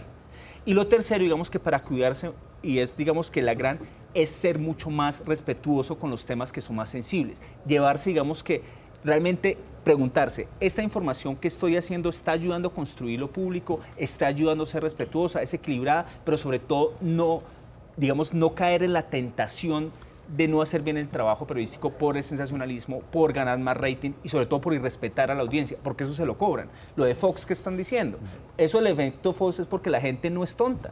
Entonces, si uno empieza a hacer información, a construir información, creyendo que puede hacerle mentiras a su audiencia, entonces una manera de protegerse, es eso, ser respetuosa con la audiencia y sobre todo con no dejarse llevar por esa Usted me tentación. tiene aquí encantado. Doña Luz Estela, no es que a todos los jóvenes les guste la puya, simplemente que sale un nuevo lenguaje de comunicación Sí, y un formato. probablemente ha logrado cautivar a muchos. Pues de hecho tiene una cantidad de suscriptores en claro. YouTube gigantesco. Y el objetivo era ese, ella lo explicaba aquí en el Parque Explora, que Sí. ese segmento se creó para un público joven.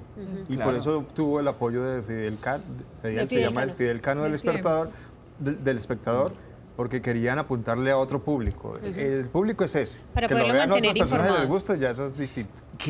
Vea, yo quisiera volverlo a invitar a usted porque yo tengo un sinsabor muy grande, porque resulta que los medios de comunicación, sea televisión y radio, los gobiernos de aquí para atrás lo han tenido como el gran negocio. O sea, Sí. Caracol, RCN y muchos otros han pagado unas licencias de $100 millones por 10 años. Y Cosmovisión no puede estar ahí porque Cosmovisión le costaría 10 o 15 millones de dólares y por Dios, nunca lo libraríamos y por eso no tenemos esa libertad. Pero cuando uno llega y se devuelve en el tiempo, uno dice, ¿será que todos estos TLC lo que hicieron fue apoyar la industria de televisión de los Estados Unidos? Entonces ahora, Claro. ¿quiénes están contentos? Claro, todos los actores norteamericanos Claro. haciendo series en Netflix, ya no les dan trabajo en cine, pero ahí la tienen y venga.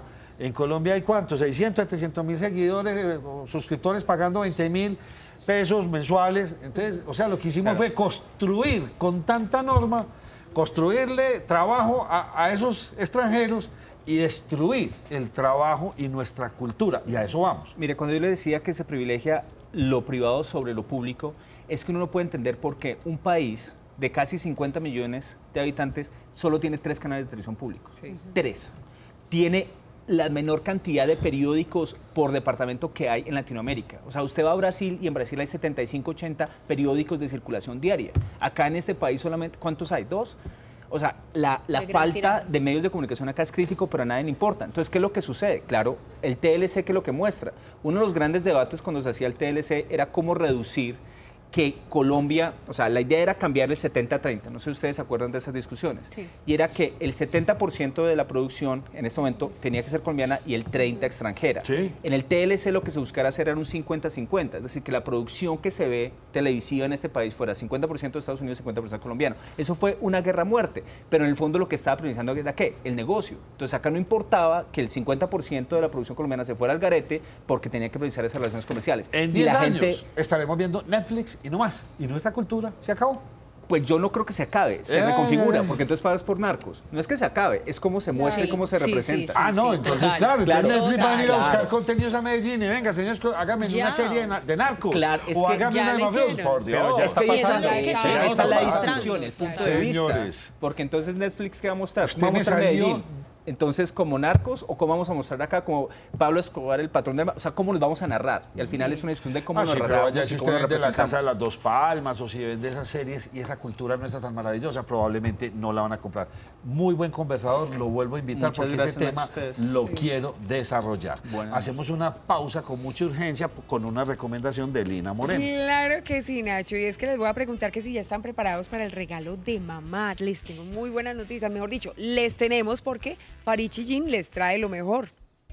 El jean para la mujer de hoy con un estilo cómodo, inspirados en las últimas tendencias de moda y su línea Big Side, de tallas grandes con su horma desarrollada para la mujer sin excepción, que quiere verse, sentirse joven, cómoda y a la moda. Por eso Farichi se siente bien. Teléfono 293-3628, el mejor regalo para mamá.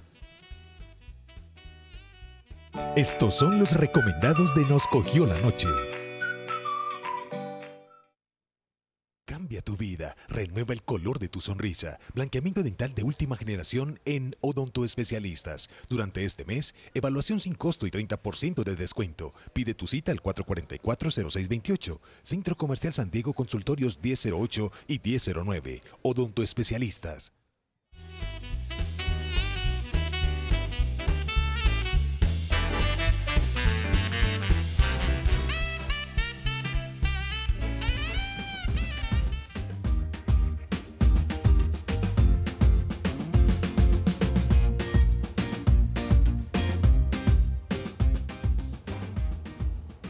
Luz Elena Ruiz Rodríguez, muchos saludos, me ha dicho mucho que la salude.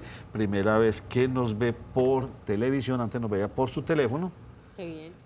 Me dice que no sabía que era de ojos claros, entonces Vea usted. me dijo que azules. No los tengo azules, verdes, o yo no sé de qué color son.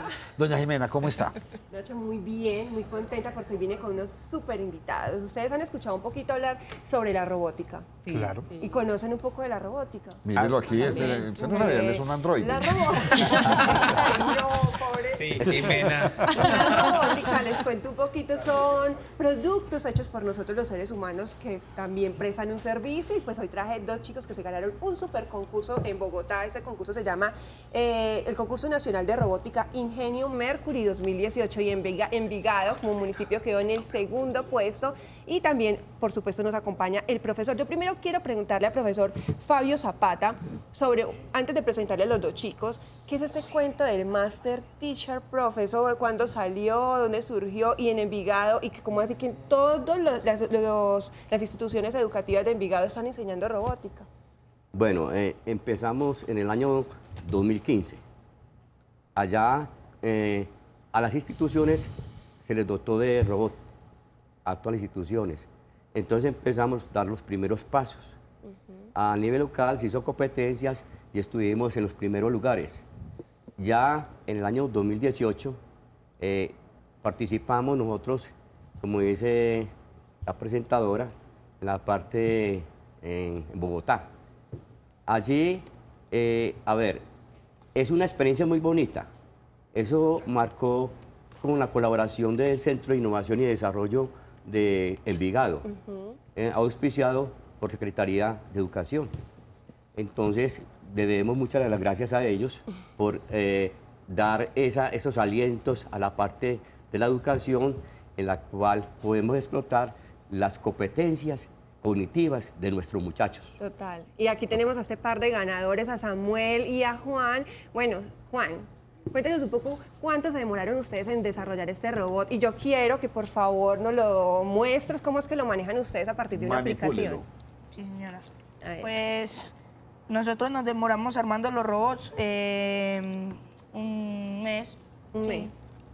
Pues, pero ya así montándole la programación y todo.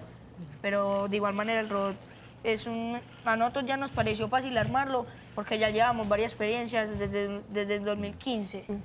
Ya en varias competencias que también hemos quedado de segundos y pues Sí, nos pareció fácil armarlo. ¿Qué querían ustedes que hiciera este robot en específico? Ustedes ya habían hecho varios, y entonces uno ya va queriendo, hombre, quiero que me recoja la bolita o que haga... ¿Qué querían ustedes en específico con este que tenemos, por ejemplo, ahí? Pues no es que quisiéramos, sino depende de la dinámica de la competencia. Ah, perfecto. ¿Y qué les pusieron a hacer? Y eran relevos, o sea, mi compañero tenía que pegarle un imán atrás del robot y entonces ese imán se pegaba a un tráiler Sí. que tenía una cámara encima y entonces ya a él lo encerraban en una cabina viendo una pantalla y un computador y él veía lo que se veía la cámara. Wow.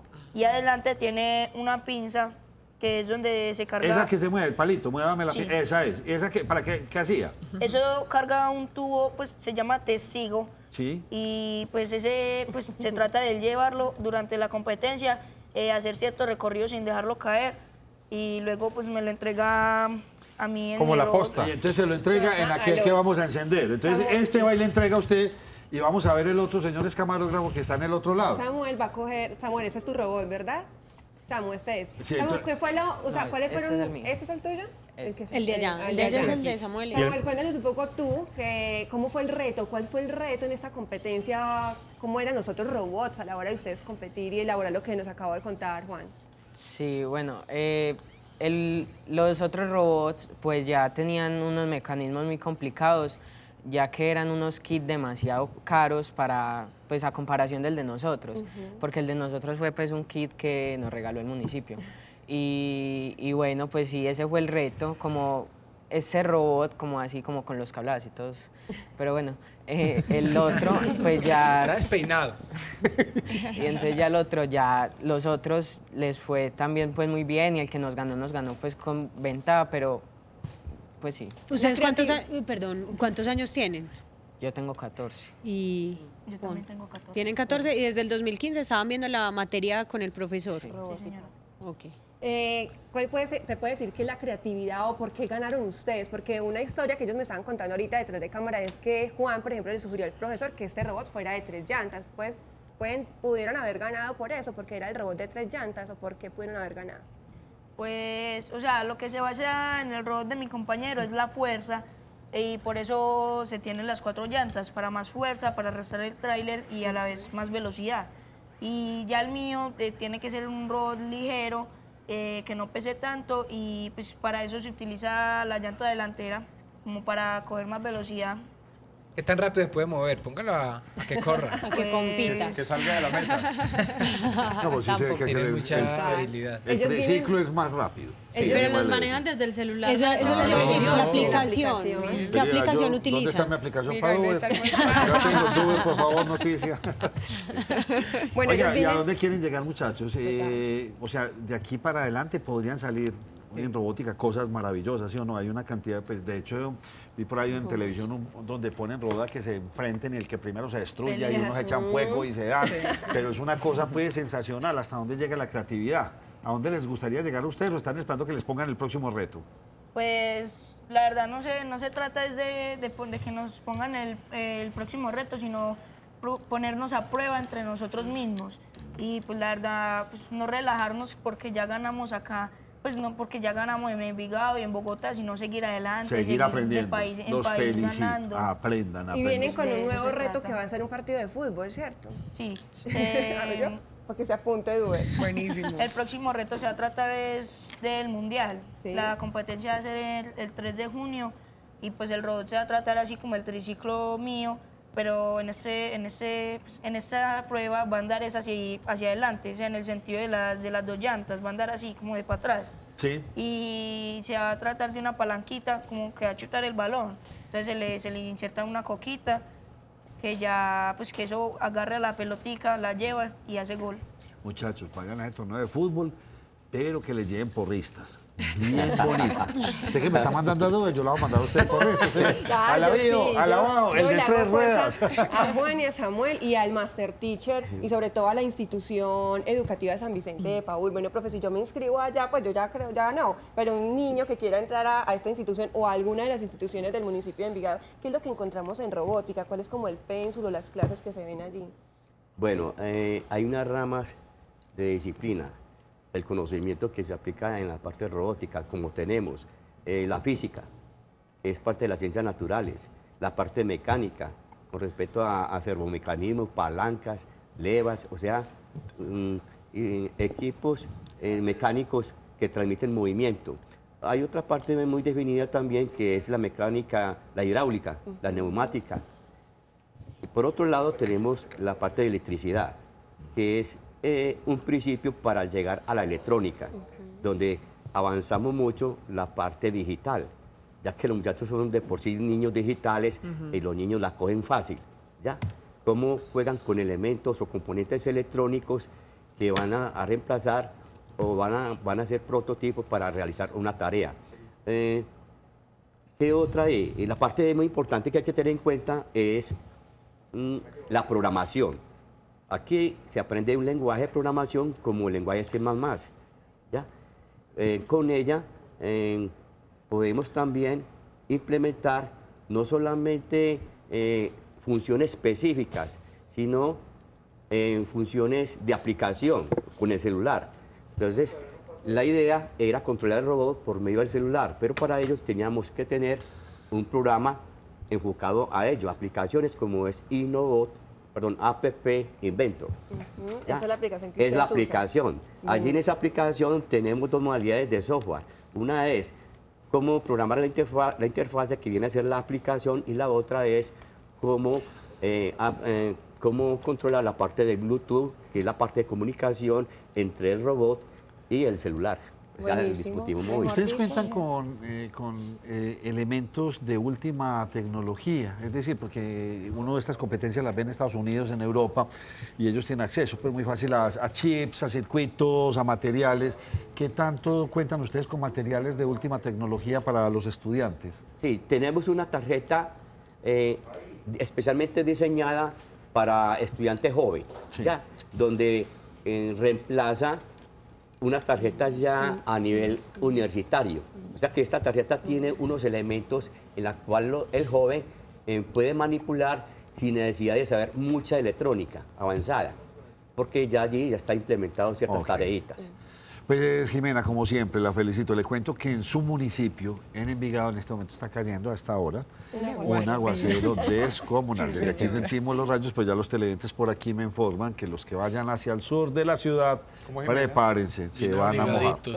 Oye, antes de irnos con esos grandes invitados, Nacho, me parece súper bonito y me parece súper importante resaltar lo que hace el municipio de Envigado, porque es que está llegando a las instituciones públicas.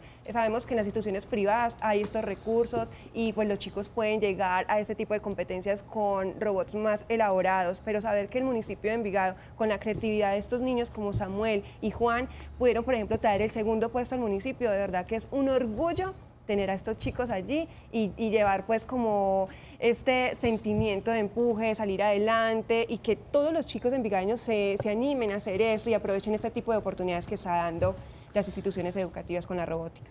Como siempre, la felicito por sus invitados, por todo lo que se hace en el municipio, y esto es vea, poquito a poquito, granito a granito. Así se van cambiando las cosas. Así se van cambiando las cosas. Vea, estos niños tan jóvenes y ya tan empeliculados con este tema, súper bonito. Saquen el paraguas, muchachos, se van a mojar llegando a la casa. ¿Quién me tiene? Muchas gracias a todos, muy queridos. Gracias, Samu, gracias, Juan, gracias, Master Teacher. Para servirles. ¿Quién me va a hablar? Nacho, yo le voy a dar una recomendación a todos nuestros televidentes. Sí, señor. Mire, inscripciones abiertas en la Universidad Luis Amigó, Universidad Católica Luis Amigó. Encuentra carreras profesionales, especializaciones, maestrías, cursos de educación continua. Puedes ingresar a www.ucatolicaluisamigó.edu.com o comunicarte al 448-7666.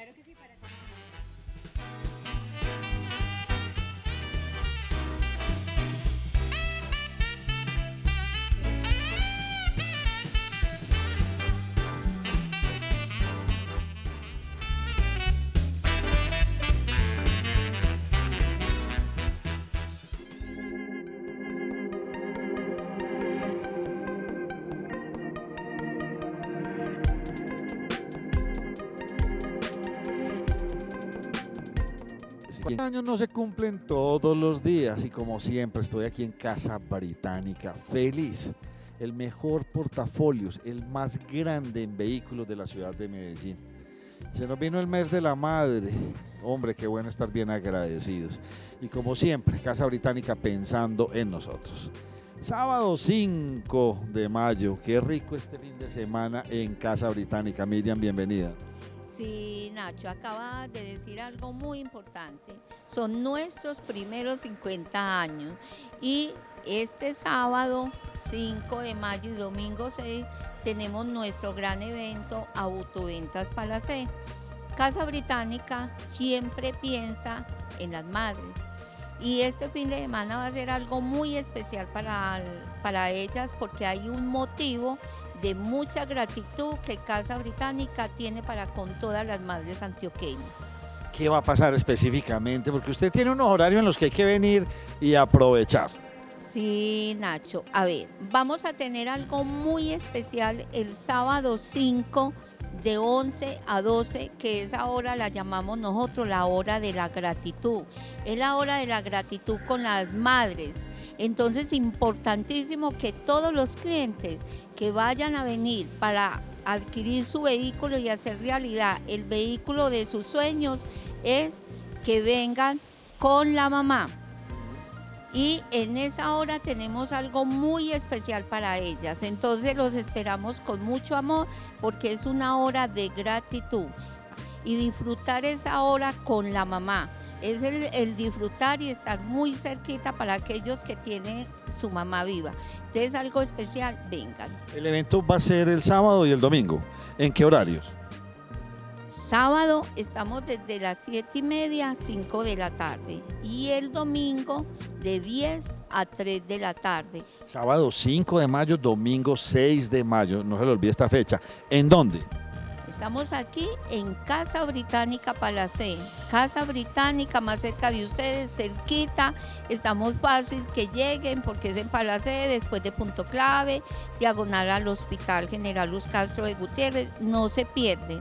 Y es un horario en que pueden venir tranquilos, con calma, para que puedan ser asesorados, para que adquieran su vehículo usado que han soñado. ¿Cuántos vehículos tenemos más o menos en la actualidad para que la gente se antoje? A ver, Nacho, aquí varía mucho el inventario. Nosotros tenemos un inventario muy suficiente para que el cliente pueda acomodarse buscando y encontrando lo que ellos quieren. Entonces tenemos un inventario que el cliente va a ubicar lo que él quiere.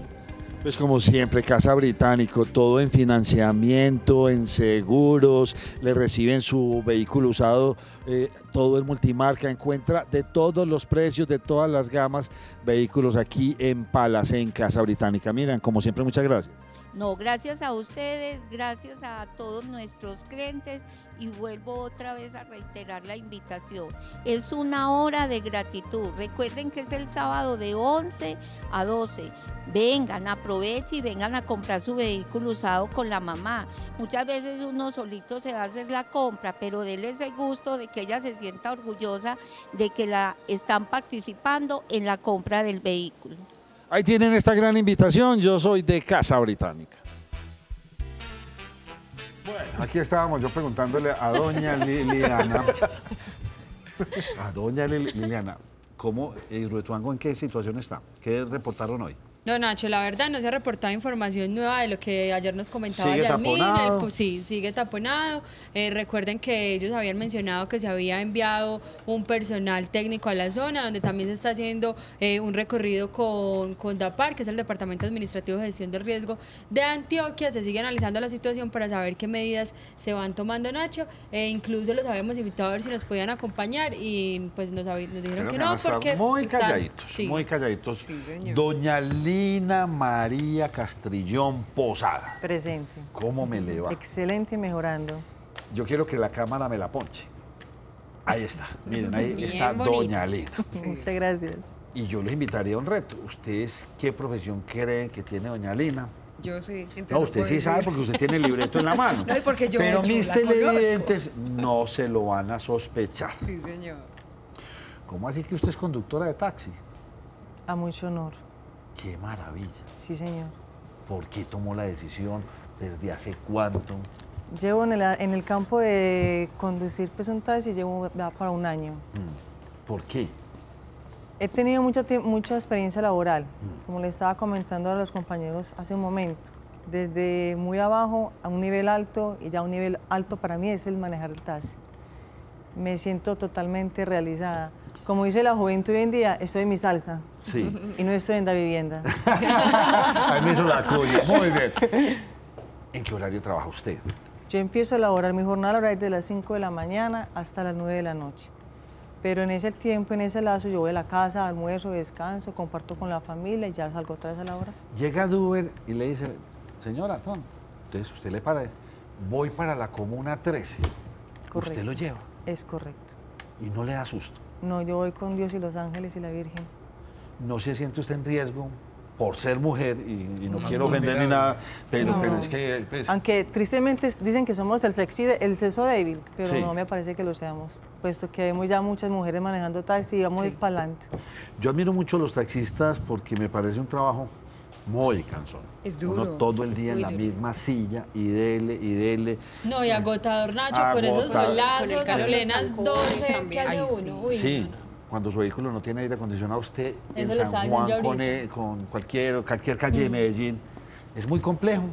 Mi carro no tiene aire acondicionado. No, yo sé, por eso, entonces es duro. Bajo el vidrio lo subo, bajo el vidrio lo subo y ya.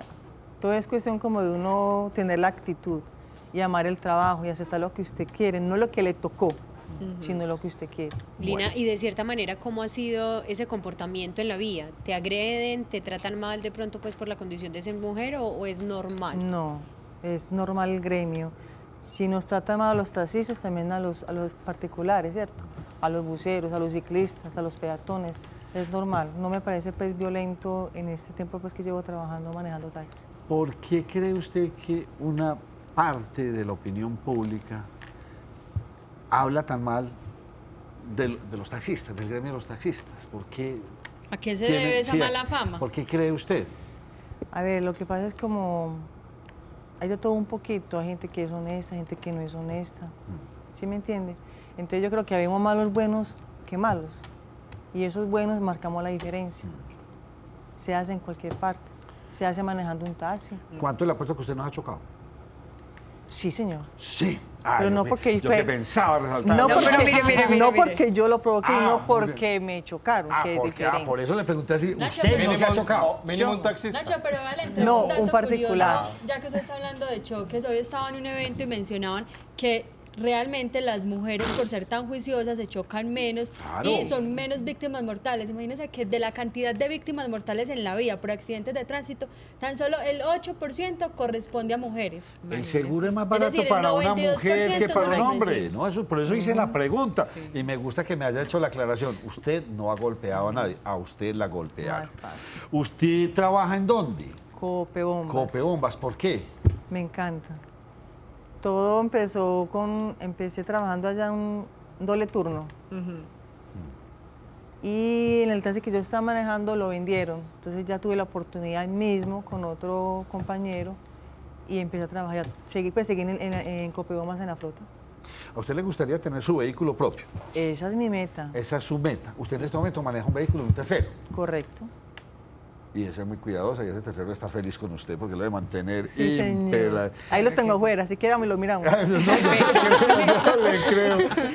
Bueno, y yo sé, la vez pasada también tuvimos a otra persona aquí, un abogado estudiando, pues, Sí, un abogado otro muy y manejando taxi, muy querido él. ¿Se puede vivir de ser taxista? ¿Usted ha Sí, logrado señor. cumplir sus logros económicos? Sí, señor. Estoy pagando ya prácticamente, tenía un plazo muy largo y gracias al trabajo de taxista, ya el otro año, dentro de un año exactamente, culmino todas mis deudas. Qué tan bueno. Súper bien. Muy rico. Muy bien. ¿Cómo ha sido el Dentro de tema de la un año. aplicación?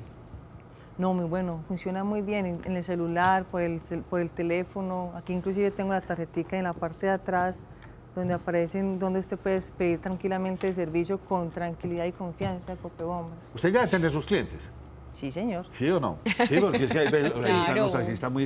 a Claro mí me que gusta. ya uno los sí. llama porque Por le ejemplo, parece. cuando voy a Bogotá yo tengo dos. Sí, Y son, señor. qué señorazos están y me llevan, me traen, y uno los llama, ya están, señor. y logran construir su Y si uno de clientela. pronto está en otra ruta, lo esperan a uno. Qué tan Ah, qué bueno, sí. eso es qué construir. Venga, pregunta, ¿y a usted no la discrimina mucho Los otros compañeros de trabajo. No, señor, al contrario. Esta sí mantiene el carro La limpio, unión hace la nosotros no. fuerza. La unión hace la fuerza. Lina, ¿y de pronto qué actividades desarrollan en Copebombas para las mujeres? ¿O cuántas mujeres hay también? En el momentico vemos 160, 150 mujeres taxistas. Ah, no les creo. Muy Es un bueno. promedio, pues ya altico, gracias a Dios. Qué tan rico. Es que son Y hace muchas. poquito tuvimos una reunión muy importante, muy buena con el gerente, con el doctor Diego, donde pues nos dio como la posibilidad de dándole una mejor presentación. Sí. No tener pues como una camiseta formal, informal, no un uniforme donde nos identifiquemos en el gremio de taxistas y tengamos la ropa como cómoda, fresca para la labor, en tanto Mire, el qué tan tiempo rico. pues el frío y el calor.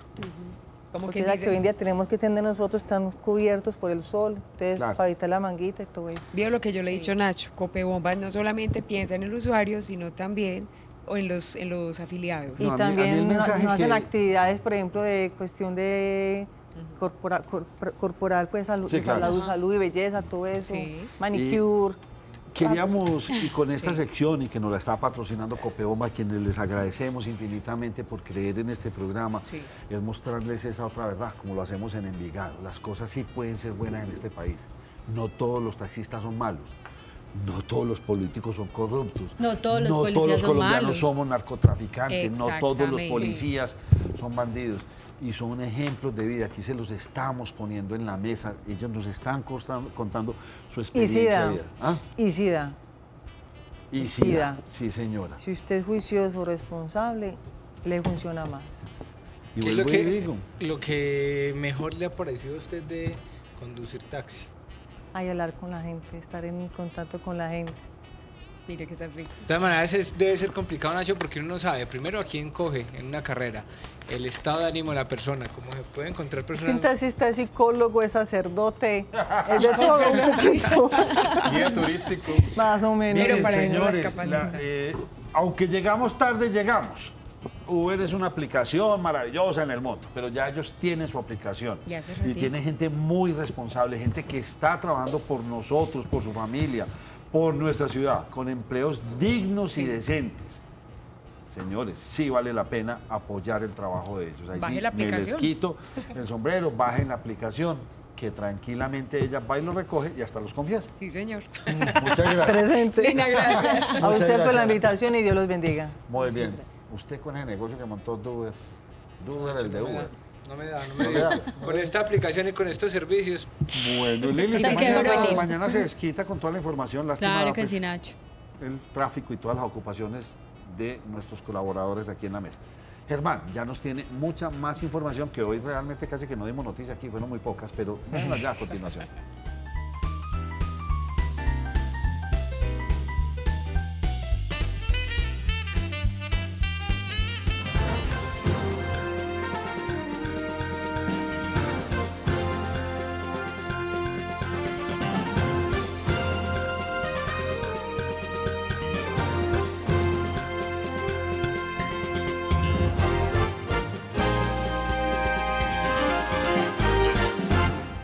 ¿Qué tal? Buenas noches, soy Germán Mendoza, bienvenidos a Cosmovisión Noticias. Mucha atención, en las últimas horas fue asesinado Hugo Albeiro George Pérez, de 47 años de edad, integrante del movimiento Ríos Vivos, que representa a los afectados por el proyecto Hidroituango.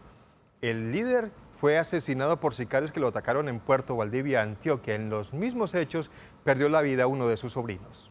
Algunos integrantes del movimiento Ríos Vivos denunciaron la muerte de Hugo Albeiro George Pérez, de 47 años de edad, integrante de esta organización. Según el primer reporte, el hecho sucedió la mañana de ayer en el municipio de Valdivia. Un integrante de la Asociación de Víctimas y Afectados por Megaproyectos Asbán El Aro, habitante de la vereda Filadelfia. Él, así como toda su familia, ha sido fuertemente afectado por el megaproyecto hidroeléctrico.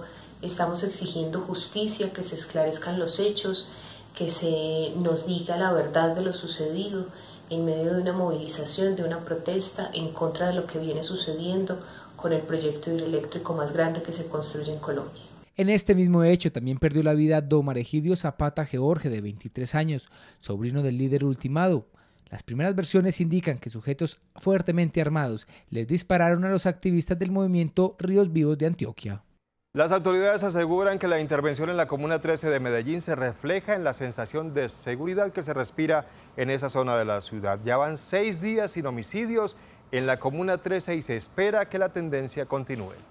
Tras la intervención adelantada por las diferentes fuerzas de la ciudad en la Comuna 13 de Medellín, las estadísticas muestran que en los últimos 6 días en esta zona de la ciudad no se han presentado ningún homicidio. Esperamos, por supuesto, contar muchos más días dentro de lo que tiene que pasar en toda la ciudad, que es no tener estas circunstancias tan tristes y violentas. En este momento ya presentamos una circunstancia de mucha más normalidad que la que se venía presentando. Hay una circunstancia de confianza, sin duda alguna, en las instituciones, en las capacidades de las autoridades, y eso es precisamente producto del buen trabajo que se ha realizado y del apoyo de la ciudadanía, que sin la ciudadanía en este trabajo, por supuesto, y sin la información y la colaboración de los ciudadanos que quieren una mejor Medellín y que están cansados de los bandidos, nada de esto sería posible. La Secretaría de Seguridad indicó que se continúan adelantando los programas de rutas seguras, que buscan acompañamiento de los menores a las escuelas y a los colegios. Las estrategias más denigrantes que tienen estos bandidos, estos delincuentes, desde su cobardía, es la de generar miedo para que los niños dejen de ir a estudiar.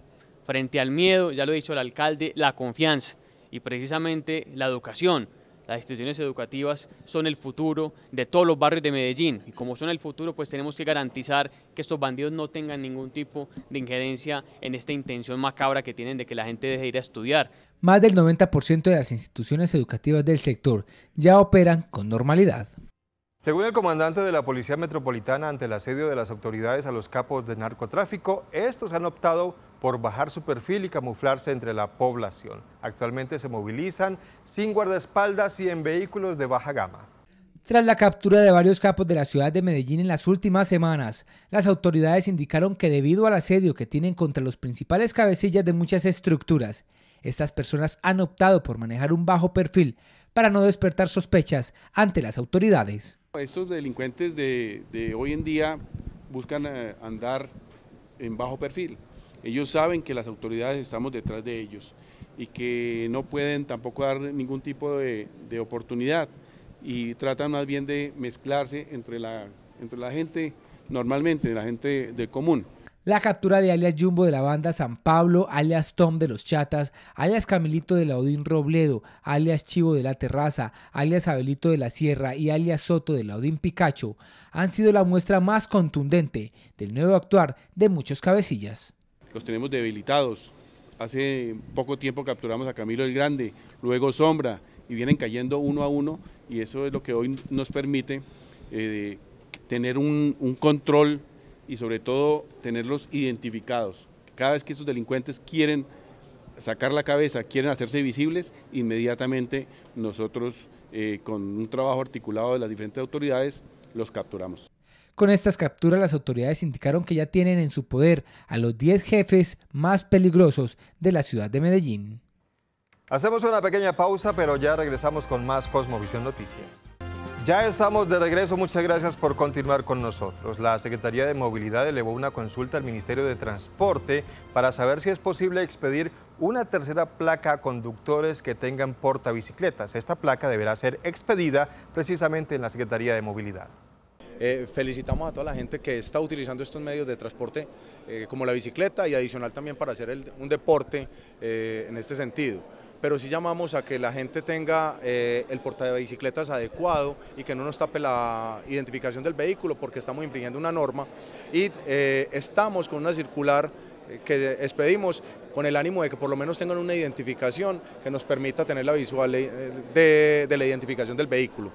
Hicimos una consulta al Ministerio para la utilización de este elemento que no se puede llamar como una placa, sino cómo la vamos a reglamentar, pero tiene que ser el Ministerio de Transporte quien legisle sobre el tema, que diga cuáles son las dimensiones y cómo podríamos utilizar este elemento para poder que tengamos unos portabicicletas adecuados sin que obstaculicen la placa.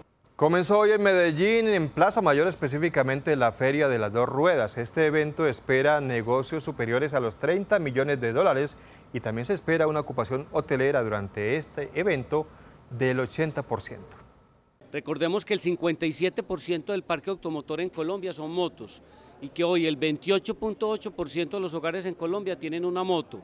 Entonces, la Feria de las Dos Ruedas muestra precisamente esa fuerza ese potencial que hay no solamente que en la venta de motos, sino todo lo que implica la industria a nivel de motopartes, a nivel de indumentaria, de equipos de seguridad. Se espera aproximadamente tener unos 60.000 visitantes y lógicamente una rueda de negocios que ya tiene 150 citas que esté superior a los 30 millones de dólares. 7 de cada 10 municipios en Colombia carece de agentes de tránsito. En Antioquia, más de 20 municipios no tienen estos agentes de tránsito. Las cifras las entregó el director nacional de Seguridad Vial. La Agencia Nacional de Seguridad Vial manifestó su preocupación porque en más de la mitad de los municipios de Colombia no cuentan con un cuerpo de agentes de tránsito. 7 de cada 10 municipios de Colombia no tienen control operativo. Es decir, que los alcaldes no han dispuesto de guardas de tránsito para poder vigilar el cumplimiento del Código Nacional de Tránsito. Aseguran que la norma es para cumplirla y que es responsabilidad de los alcaldes la contratación de los agentes de tránsito. Y la gente sabe que no tiene que utilizar casco, que puede andar borracha en una motocicleta con sobrecupo, prestar un servicio ilegal, y desafortunadamente sabe de antemano que en ese municipio, 7 de cada 10 de Colombia, no hay un guarda de tránsito que le vaya a imponer un comparendo o que le vaya a inmovilizar su vehículo en ese sentido. Entonces necesitamos que las normas no queden simplemente en un tablero, sino que realmente se apliquen en el territorio, y para eso también necesitamos el concurso de los alcaldes desarrollando estos cuerpos operativos de control. Según el director de la Agencia Nacional de Seguridad Vial, en Antioquia hay más de 20 municipios que no cuentan con el personal para el control de las vías. Becas para estudios superiores para deportistas que ganen medallas de oro, que hayan nacido en la ciudad de Medellín o que se hayan preparado aquí, está proponiendo el concejal de la ciudad, Fabio Humberto Rivera. Estimularlos. Le propuse al alcalde, proyecto de acuerdo 129, que cree la beca para los deportistas de Medellín, que nacidos en Medellín o hechos en Medellín, representando a las ligas, a Antioquia, al país, ganen medalla en Juegos Nacionales, centroamericanos, bolivarianos, panamericanos, olímpicos. Vamos a proponer también que los paraolímpicos que ganen medalla de oro, nacidos en Medellín y hechos en Medellín, tengan una beca para estudiar en cualquier universidad de la ciudad. A las universidades le estamos pidiendo flexibilizar los horarios, y al municipio que ese pelado que tiene competencia se le guarde la beca, no la pierda por el hecho de no usarla, inmediatamente gane la medalla de oro. Hacemos una nueva pausa, pero ya regresamos con toda la información deportiva en Cosmovisión Noticias. Hola, buenas noches y bienvenidos a la información deportiva. Empezamos con el compromiso aplazado de la fecha número 14 entre el Verde del Valle del Cauca y el Verde de la Montaña. Atlético Nacional se impuso 2-0, llegó a 38 puntos y es líder inamovible en el fútbol profesional colombiano. Nacional se puso al día en el rentado local con lujo de detalles. Ante el Deportivo Cali presentó un equipo mixto, donde debutó Camilo Zúñiga, a quien por poco Abel Aguilar, con una entrada fuerte, casi lo lesiona de nuevo. En un duelo en el cual imperó el juego fuerte, el rey de copas con doblete de Gustavo Torres dejó en aprietos al club azucarero, al arrebatarle 3 valiosos puntos en su estadio y dejándolo con apenas 28 puntos en sus aspiraciones de acceder a los cuartos de final de la Liga Colombiana. Distinta realidad vive el Verde de Antioquia, con 38 puntos lidera el rentado local y es el favorito para quedarse con la estrella del primer semestre. Y el otro que se pone al día es el Deportivo Independiente Medellín. El poderoso de la montaña recibe este jueves en el Estadio Atanasio Girardot al conjunto América de Cali. Una victoria del Deportivo Independiente Medellín le estaría acercando a su rival de patio Atlético Nacional con la intención de igualarlo en la tabla de posiciones con los mismos 38 puntos. Independiente Medellín recibe en el Atanasio Girardot a un eliminado América de Cali, quien lucha por no volver a caer en la temida zona del descenso. Sin novedades, el poderoso afrontará el clásico rojo para asegurar un puesto como cabeza de serie, que le da la ventaja de terminar como local en los juegos de eliminación directa en los cuartos de final. Los dirigidos por Ismael Rescalvo no han tenido la mejor temporada, pero marchan segundos y ya están instalados en la siguiente fase del rentado local. El duelo se vivirá a las 8 de la noche en el Coloso de la 74. Y los colombianos siguen siendo figuras en el fútbol mexicano. En la respectiva fase del mata-mata del fútbol manito, los protagonistas fueron los goles de Dorlan Pavón y de Mateus Uribe con sus respectivos equipos. Mateus Uribe voló alto con las Águilas de México y Dorlan Pavón le dio un valioso empate a Monterrey en los cuartos de final del torneo manito. El volante antioqueño uno de los posibles convocados por José Pekerman a la selección Colombia para el Mundial de Rusia, se reportó con 2 goles en la victoria de América de México ante Pumas en las fases finales de la Liga Mexicana. Por otro lado, Dorlan Pavón anotó un gol que le da la posibilidad de clasificar a semifinales a los Rayados, al empatar en condición de visitante ante los Cholos de Tijuana, dejando la clasificación en casa. Así llegamos al final de esta emisión de Cosmovisión Noticias. Muchas gracias a todos ustedes por su compañía. Les deseamos una feliz noche.